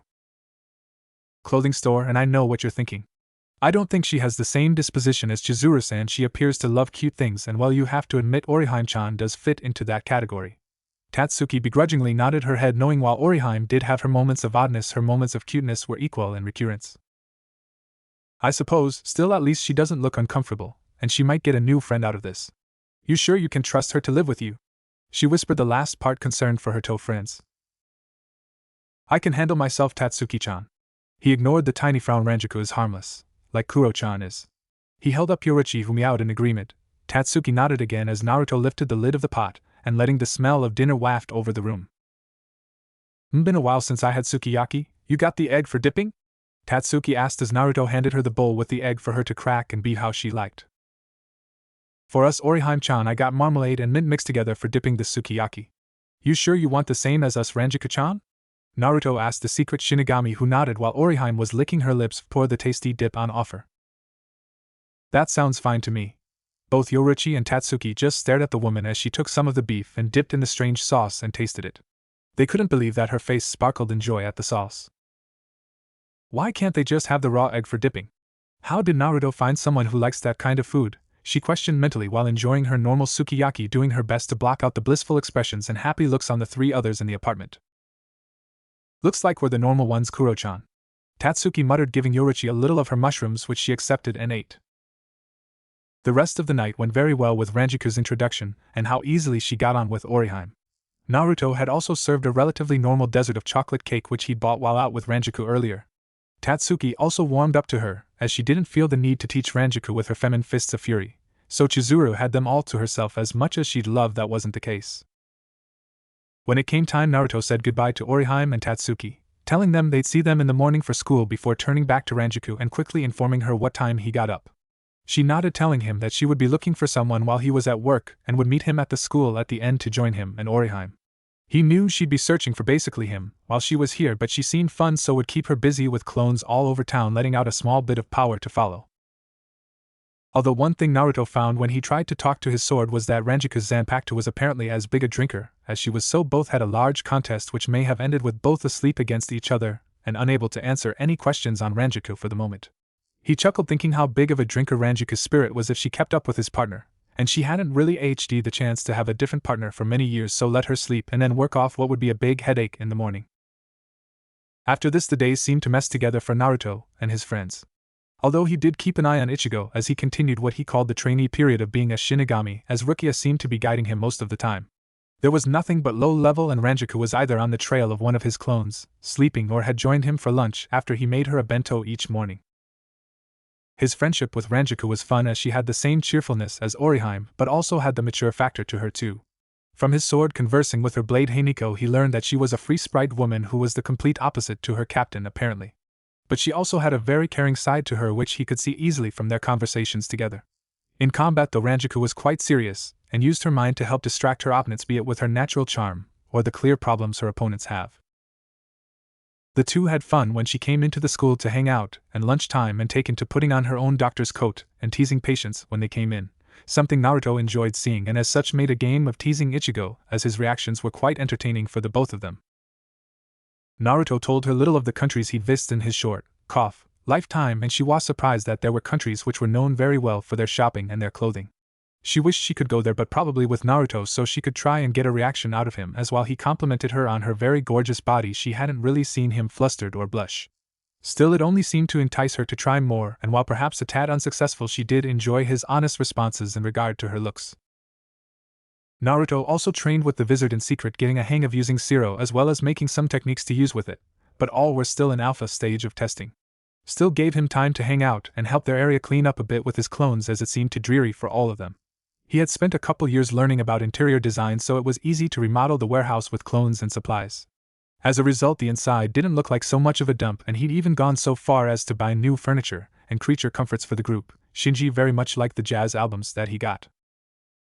Although the easygoing time seemed to come to an abrupt halt one day at the office while Ranjiku was searching for him, hoping for a good lead this time, or at least a good outfit in the stores if it didn't go well. A large surge went over Karakura and Naruto's eyes widened as he got out of his chair quite fast. "Yorichi-chan, do you feel that?" he asked the cat quite seriously. "Yes, hollows, a lot of hollows. The Quincy must have used hollow bait to challenge Ichigo. I thought he'd have more sense than that. His won't end well if either can't contain the threat," the cat said, going over to the open window. "I'll go to Kasuke to make sure he and the others get on the case. What will you do?" she asked as he got his sword and drew it while making a clone at the same time. "Go to work and deal with the threat to my students' health. I'm not letting them come to harm or anyone else in the town while I can stop it. I'll deal with Ranjiku-chan if she find out about me," he said, hopping out the window and heading off with his new speed technique that combined Shunpo with his lightning-fast natural speed. "Take care, Naruto." Yorichi sped off on her own to Urahara's shop. Naruto quickly found a tall building that he'd be able to see most of the hunt from. Honestly, Quincy's rivalry with Shinigami bring innocence into it. At least Ichigo tries to be sympathetic. Hell, that stupid con of his has more sense than to do something like this, and I had to rap his ass so bad when he tried groping Orihime-chan. "Calm yourself, Naruto. Stressing over the issue isn't going to help. You know better than most the issue of Quincy's with Shinigami. You spent time as the later, remember?" his spirit reminded as she shifted from a sword to a long black bow. "Yeah, I do. Still annoys me as Yuryu is a good student if a little distant, and to do something like this says a lot about his character. It's like Uchiha's quest for revenge, it'll eat him alive." Concentrating with his eyes, he created rapier arrows that would home in on targets but would send them on, unlike the true Quincy method or erasing them. Arrow after arrow he shot from his position, maintaining focus on targets heading for populated areas and not firing in the close vicinity of Ichigo or Yuryu. In his concentration he did not miss the sudden spikes of Ryatsu from Chad and Orihime, nor of Ranjiku joining the battle. He knew that their friendship with Ichigo may awaken their latent powers, but he couldn't do much as having several hundred clones running through the streets would result in questions being asked that he didn't want or need. Keeping his senses open, he was glad when he felt Orihime and Chad take out their respective enemies. "Good, they survived. My clone can take over for Orihime. No sense keeping my ability to see secret," he muttered to himself as he spotted something in the sky. "Oh fuck, there just had to be a big one, didn't there?" he groaned, moving from his position and hopping over the roofs to get closer. The bait shouldn't have drawn this. Someone is pulling strings, possibly this Aizen character, his sword suggested as Naruto skidded to a stop on one roof as two figures jumped in front of him. "Yeah, I think he is." In front of him was once more Stark, but next to him was looked to be a young girl. Her outfit consisted of white-colored briefs with a black line positioned in the middle, arm warmers, a revealing vest with a high collar, and thigh-high, fur-lined boots. Her hollow hole was positioned in the center of her stomach. The remainder of her hollow mask is the form of a helmet with two horns on the top of her head. The left horn looks as if it had been cut off, and the left half of the mask covers her left eye. Her right eye was light pink, and she has light green hair arranged in a very basic manner. "You're on orders again, Stark?" Naruto asked, shifting his sword back to a blade form. The Errenkar, as they were called, gave a sigh and a nod to the blonde. "Yeah, I am. My boss said I should hold you up and possibly bring you in. Any chance we can avoid fighting?" Stark asked, only to be kicked in the shin by the girl. Oi Stark, stop acting like a lazy ass. You can't just ask someone to give up like that, fight and just haul his ass back to Hueco Mundo. The girl cried as she continued to kick the taller man. Ha deja vu. It's like I'm seeing Shikamaru and Temari all over again. Naruto whispered to himself before deciding to question. Hey, what's your name, girl? He asked while subtly shifting his blade's form.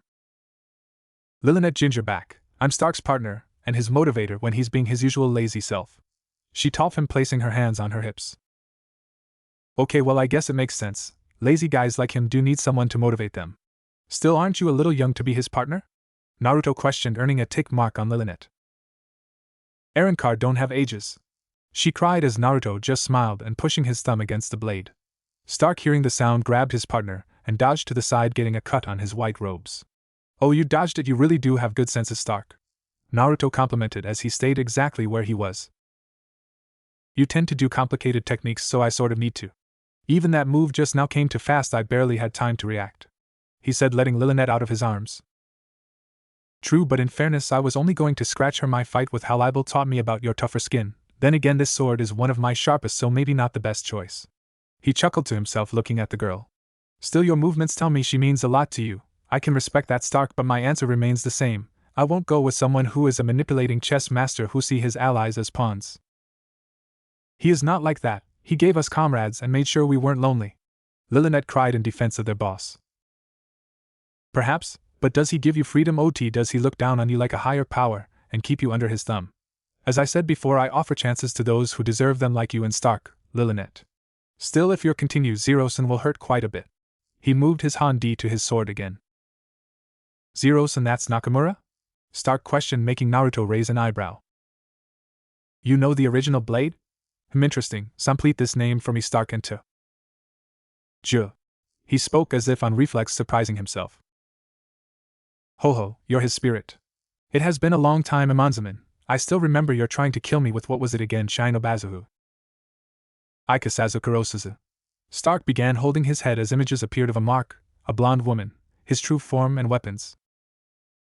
So much so that he collapsed on himself, only to be caught by Naruto in an instant. Seems the afterlife may not have been too kind to you, Stark. Or what did you do to him? Said Lillinet, grasping at his cloak, looking very worried. Reminded him of who he once was, it seems. Although souls are meant to lose memories of their past life, so the fact he still had them may have caused a bit of conflict. Then again, I'd also question why a piece of him stands before me. He noticed her flinch and placed his hand up to show he meant no harm. Go back to your home. I don't want to hurt him or you. You both seem pretty fun, and remember that my offer will stay open until you die or become someone I can't forgive. Now I must be on my way. I need to make sure the Gaki isn't having too much trouble. Naruto left, leaving Lillinet with the unconscious Stark, and she let his words sink in.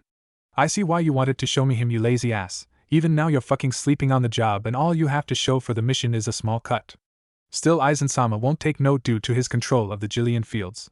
She opened a garganta and dragged her partner back to their home to get him to bed.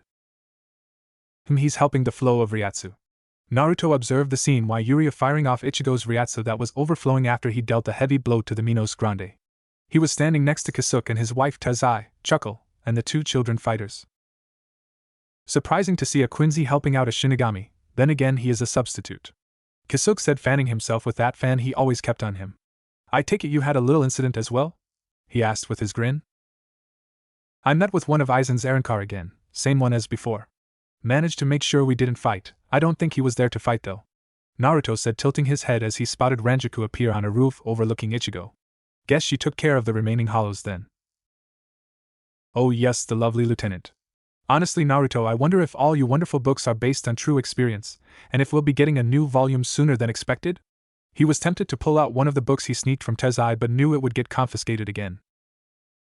I have no idea what you're talking about, Kasuke. Ranjaku-chan and I are good friends. I hope you aren't being a pervert thinking I make friends with a beautiful woman just so I can write a book about if we have an intimate connection to you. The smile and the aura had the shopkeeper sweating and quickly darted behind Tezai as a shell to that smile. No, just a harmless question, ha ha ha. His nervous laugh didn't stop the smile as Naruto kept staring at him. Right, Tezai-san, just a harmless question. I thank you for teaching Urahara Dano the error of his ways, Naruto Dano. The bespectacled man gave a bow of his head while Kasuke started crying anime tears. Tezai, I am not a pervert, why do you think so badly of me? He asked as Tezai turned his head. Past experience, Urahara-dano. He adjusted his glasses to emphasize. My clones have picked up Chad and Orihime-chan, they'll bring them to your shop, Kisuk.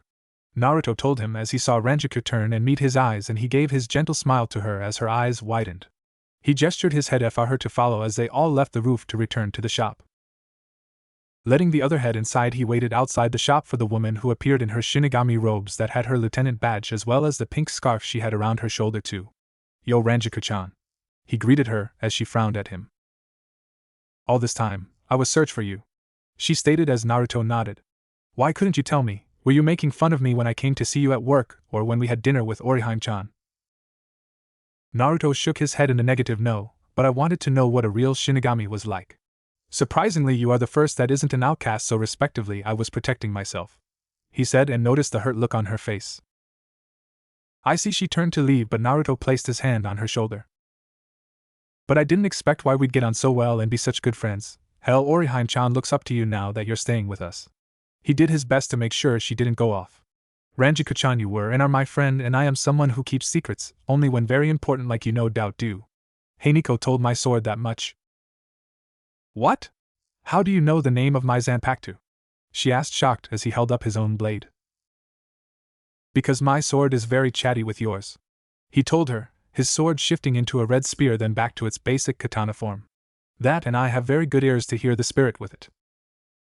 But you're human, no human should be able to access their Zanpakuto? She stated, confused, as Naruto just smiled and led her inside the store. I may be human, Ranjiku-chan, but I am far from ordinary. I have seen many things and somehow through it all been able to perform the impossible.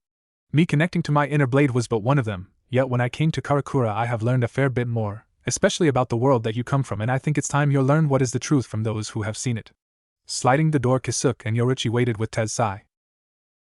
So he's been lying to Sariidai all these years and all those captains were innocent. How has he done it? Ranjiku asked, shocked, after Kisuk and Yoruichi explained the situation with Aizen. He's a schemer and a very good one at that. His illusion Zanpakuto is the most powerful I've ever seen, Kisuk told her while with his fan out. But I am a little happy that such a charming lieutenant now knows the truth. And we're no longer serious. Yoruichi-chan sat next to Naruto while Ranjiku was on the opposite side of him. Naruto was quite happy with his position between the two women. So what happens now, and how do we explain the situation with Ichigo and his friends? Just ease them in. Kisuk gets Chad while I and Yoruichi get Orihime-chan, he told the man who closed his fan for a moment. Why do I feel you're getting the better deal out of this? He asked to Naruto, who just smiled at him in an eerily familiar way. Kisuk, what might you be implying? The man grabbed Jinta and held him up like a human shield. Mr. Urahara, why are you using me as I put me down now? The boy shouted as he saw the reason why his boss was using him as a shield. That smile, it was so gentle it surely meant trouble if he stared at it. You know this only gets funnier every time he does it. Remind you of Unohana Ranjiku? Yoruichi asked as the scene of a quivering Kisuk. While I am still trying to process the information, I gotta admit this does take off a little of the stress. How long can he keep it up and how often does this happen? Ranjiku asked as Jinta struggled to get out of his boss grip. As far as I can tell, every time he makes a perverted comment that involves his friends, so at this point every time he comes round. The scene degraded with Kisuk grabbing Yururu, which worked for 5 seconds until Naruto patted her on the head and put her in his lap and returned to smiling at Kisuk. We'll need snacks next time. I never thought that Unohana Taicho's smiling technique could be used too well. Ranjiku smiled, seeing the former captain attempt to hide in his hat. I know, also wanna go shopping later. I know you have expenses for your mission. I kinda want some new clothes, Yoruichi offered as Ranjiku nodded her head. Sure, go shopping with the Flash Goddess, how could I refuse? But don't you think we need a second opinion? She said, looking to the fellow blonde. I see where you're going, I like how you think. Naruto-kun? Yoruichi called, making the male turn and Kisuk peek out from under his hat to see if it was safe. Yes, Yoruichi-chan, what is it? He asked while petting Yururu's head, who was looking relaxed at the soft feel of his hands. I'm going shopping with Ranjiku-chan tomorrow and will need an extra opinion, wanna help out? Naruto nodded his head while Tensai covered Kisuk's mouth. I really wasn't a good night for him. Help two beautiful women by telling them what they look good in. What man could deny such a wonderful request? He said in a charming manner, making the two women giggle before Yoruichi returned to her cat form and jumped to his shoulder. What man indeed? But come on now, we need to look into the two who found their powers today. Ranjiku-chan, hold down the fort and return to your jigai so the newbies aren't too weirded out. The male cat voice came out before purring as Naruto petted her. We will need to explain to Orihime-chan about you at some point though, since that way there isn't any barriers between us aside from the minor detail over my Kisuke got his mouth free and decided to give his input. Unbelievable old age. Naruto's eye twitched, his aura turned black and faced the man smiling, only this time he wasn't scared by the smile. Kisuke saw what appeared to be a large beast with sharp teeth and hunger eyes staring right at him. Did you say something, Kisuke? That did it. The shopkeeper ran out the room as the image faded and the aura settled. As I was trying to say, my experienced lifetime, once she learns of that I'm sure she'll be perfectly fine, he said as Ranjiku nodded a little shell-shocked by the advanced technique that even Anohana Taicho never used. It looked so real as it stared at Kisuke yet vanished like nothing. Truly a fearsome technique, his total control is kinda hot. Wonder how experienced he is in the bedroom. Oh, possible kinky time with sexy outfits in a single day. She thought with glee, wondering what cute outfits would be perfect to entice Naruto. Meanwhile, inside one of the side rooms, Naruto sat with Yoruichi and waited for the two sleeping teens to wake. Orihime was the first to rise, waking slightly earlier than Chad did. She spotted Naruto very quickly. And Naruto-kun, what are you doing here and why aren't I still at school? Wait, was what just happened real? She questioned as Naruto raised his hand to stop her from questioning more. Orihime-chan, I have a small confession to make. I am a little strange, you see, and have powers just like the ones you discovered you had. Mine are similar to young Ichigo's, who I know Chad is aware of due to the parakeet incident. The half-Mexican nodded his head as was now awake. Kurosaki-kun has powers. What are they? Is he some sort of rider? Naruto let out a small chuckle at the idea of Ichigo having one of the famous belts, and yelling Henshin. No, nothing too fancy like that, just the powers of what we call a Shinigami, but more on that later. Now the two of you have tapped into a hidden potential from being around Kurosaki, and to a minor degree me as well. As someone who knows about discovering a new power, I intend to help you control those powers along with Yoruichi. He said, petting her on the head but removing the suffix as he knew she'd want to surprise them with her true form at some point. But isn't that your cat, Kuro-chan? Orihime asked curiously as the cat gave a smile. Not quite, my dear Orihime. Yoruichi's male voice said, making the girl jump in surprise of the talking cat. You can talk? Chad asked, making the cat nod in response. Indeed I can. I found Naruto not long after he came into Karakura and ended up staying with him since he knows how to treat a good cat like me. Anyway, since I am not your average cat, I can help you channel and discover your powers again when not in a dire situation. As Naruto said, my name is Yoruichi, so please call me as such. The two nodded as Chad turned to Naruto. What sort of powers do you have, Naruto-sensei? Naruto held up his sword to Chad as it switched forms and became a small hand-held axe. Powers similar to a Shinigami, but I'd be lying if that was all. Again, something you'll learn on the way, Sato-san. Chad nodded, a little thankful for the use of his actual name as opposed to the misspelling Ichigo tended to use. When will we start practicing? Orihime asked as she stared at the sword as it changed back to a sword form. Tomorrow, no sense starting while you two are exhausted, if only from overuse of Yoriatsu. Don't worry about school, I'll write you both notes since, well, it's not every day that you do thing like you did today and not get a good rest. Naruto told them as they got up. Do we meet here for training tomorrow? Chad asked, getting a nod. Yeah, I have a space in mind for training.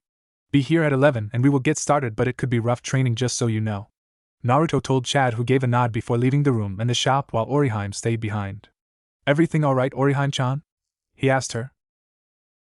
No, I'm not good at fighting, so do I still need the training? She asked, a little nervous as she drew circles in the floor with her finger. Naruto's response was to pat her on the head. Don't worry about it.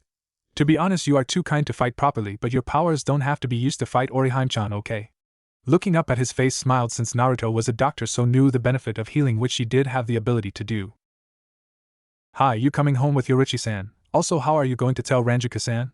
She questioned as he smiled, standing up and bring her to her feet. She already knows, but Ranjiku-chan had her own secrets to tell you when she feel you are ready. She nodded before going wide-eyed and blushing as Naruto gave her a hug and held her close.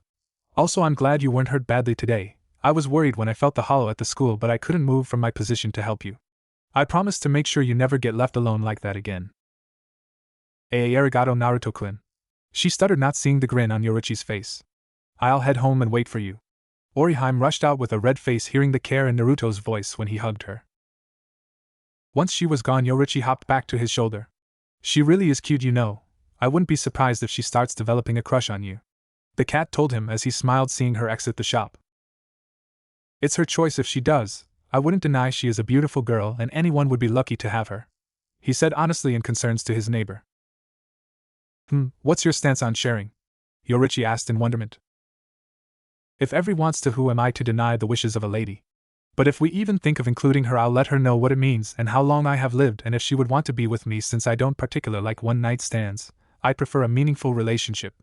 He patted her head for a moment.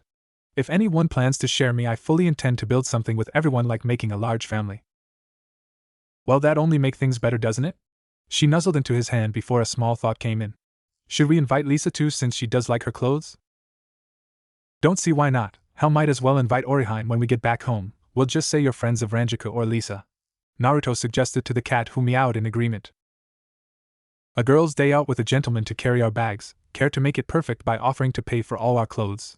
She asked him as he tilted his head in thought.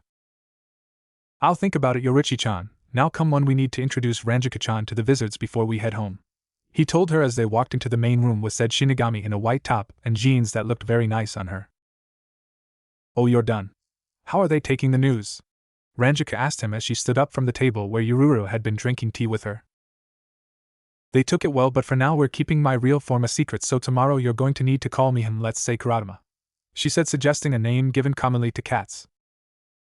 I take it she'll be coming with us then. Oh goody, I can put her in so many cute outfits. Anyone else joining us for the trip? She asked Naruto, who nodded. Yes, Lisa from the Wizard. We are heading over there now to introduce you and ask her, he explained as Ranjika was handed her cream jacket by Tensai, sensing the woman was ready to leave. Thanks, Tensai, she said to the man, who bowed and started dragging Kisuke into the back of the shop, seeing how he would most likely try to learn when they would all be going for their shopping trip and attempt to crash in on the innocent young women's private time. As they left the shop, Naruto waved goodbye to Yururu and started heading in the direction of the warehouse. So did you know any of the previous captains, Ranjika-chan? I was still at the academy at the time. Jin was already a seated officer by then. Even now, though, his actions still upset me after how we grew up together. But to answer, the only Odoribishi Taicho is someone I knew to a small degree, only because he saw me on a trip to the academy and commented me on my hair, she told him as Naruto wrapped a hand around her shoulder. Well, it is very nice hair, almost as good as mine.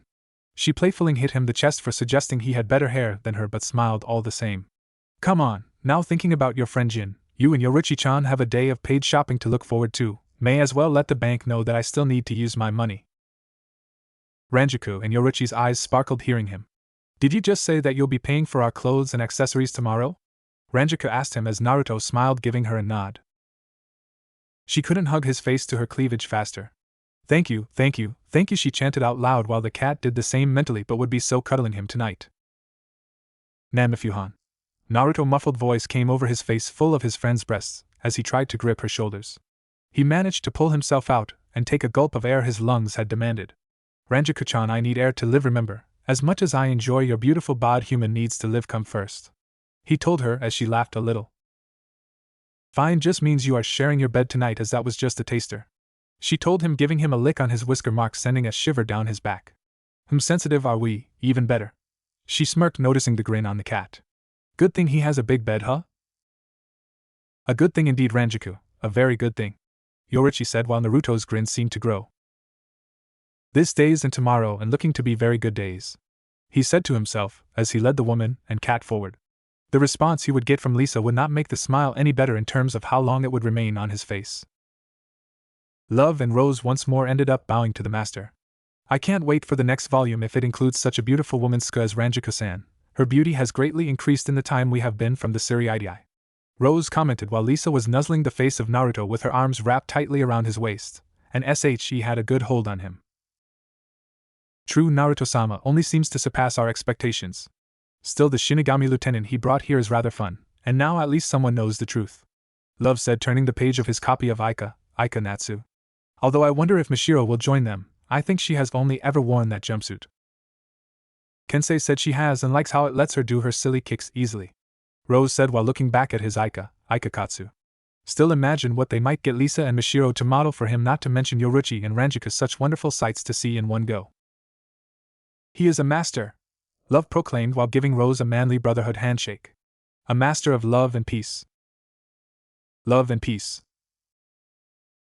Sometimes I feel like there is no one with a grasp on sanity in our group. Kensei commented while face-palming. Why couldn't someone be like him in this group? Was it so much to ask?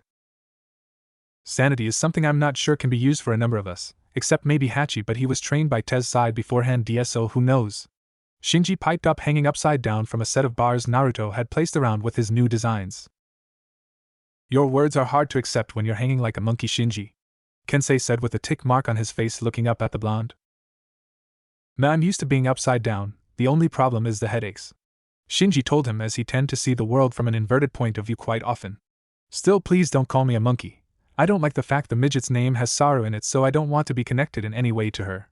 His words sadly earned a harsh kick to the face.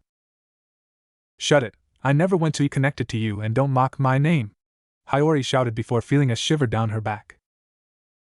Hiyori-san, didn't we discuss last time the issue of controlling your emotions? Naruto said with Lisa still attached to him. The smile was on his face again, and Hiyori flinched seeing it and took a step back. I had to teach your former captain a lesson not long ago, seems I will have to do the same. The sharp teeth appeared behind him, while the sweet expression remained on his face. WHWH, what the heck is that? She said, wide-eyed, seeing the beast grin at her and let its tongue lick its lip. Looking closer, she was looking at what seemed to be a giant fox's head with red eye and black patches of fur that went up to its ears, while the rest of the fur was a deep orange. What is what, Hiyori-san? I don't see anything, Naruto answered as the fox head seemed to release a chuckle. Please stop trying to change the subject. You need to learn to control your emotions, remember, or do I need to repeat the lesson again? Hiyori furiously shook her head at Naruto, not wanting to see the fox anymore. In an instant the fox vanished, and Naruto patted the girl's head. Good, I'd hate to keep instructing someone to control themselves, he said as he walked to the couch where Yoruichi and Ranjika were chatting with Mashiro, and seeing if she wanted to join in. So Mashiro-san, do you want to join in on shopping? Ranjika asked the gray-haired former lieutenant. The girl tilted her head from side to side for a few seconds before shaking her head in the negative. No thanks, I'm good. Foxy-kun has already got me some cool manga and writer stuff, so I'm fine. You and Nekshan can go with Lisa and your friend. I'll see if Kensei wants to have fun, she told them happily as Ranjika made a gesture she understood. Sure thing, Mashiro-san. Make sure you have fun with Kensei-san. Oh hi Naruto-kun, Lisa-chan's still happy to hear that you are paying, huh? Ranjika giggled, seeing Lisa clinging to the blonde. That she is, although I may question if she is still clinging because of that or because I had to give Hiyori the same treatment I gave Kisuke not long ago, he said as both girls chuckled, remembering the scared expression. What exactly is that technique, Naruto-kun, and what is that image I saw? Yoruichi asked him as he gave his own chuckle back. Mere way to teach people a lesson, and what image? All I did was smile and ask a question to Kisuke and to Hiyori, he said, making the woman pout for being denied the sating of her curiosity. Fine, don't tell me, guess I'll find out on my own, she said as he held her chin, giving a playful grin now instead of the teasing smile. I hope that you do, Yoruichi-chan, whatever it is you are looking for at least, he said as he felt Lisa drop from his back. Oh, you back with us now, Lisa-chan? He said as she nodded before caressing his whisker marks. No, fair, he said as she attacked his weak spot. No, very fair, Naruto-kun. Offering a girl that and not expecting a reward by gently touching you, I'm surprised the other two didn't already, she said as Ranjika and Yoruichi looked at each other for a moment before grinning and moving to lick his marks where Lisa's hand was not nearly turning his legs to jelly. Even losing, he still wins. Love commented, seeing Naruto being tortured by the three women. Still makes me proud that I was born a man. Orihime woke the next morning feeling rested and refreshed, so got herself out of bed and into the shower to start the day off right. Setting the water to nice and hot, she washed her body and hair, something she enjoyed since she liked her long hair. It let her wear her Oni-san Sora's hairpins, or the Shun Shun Rika as the six spirits told her yesterday when she saved Tatsuki from that hollow. That's right, I have training this morning with Naruto-kun and Yoruichi. I still think it's odd the cat can speak like that. At least Naruto-kun will be there to help me with healing if we learn to control it, she thought to herself as she remembered the hug he gave her and the blush returned to his face. He promised to never leave me alone with that smile. I really believe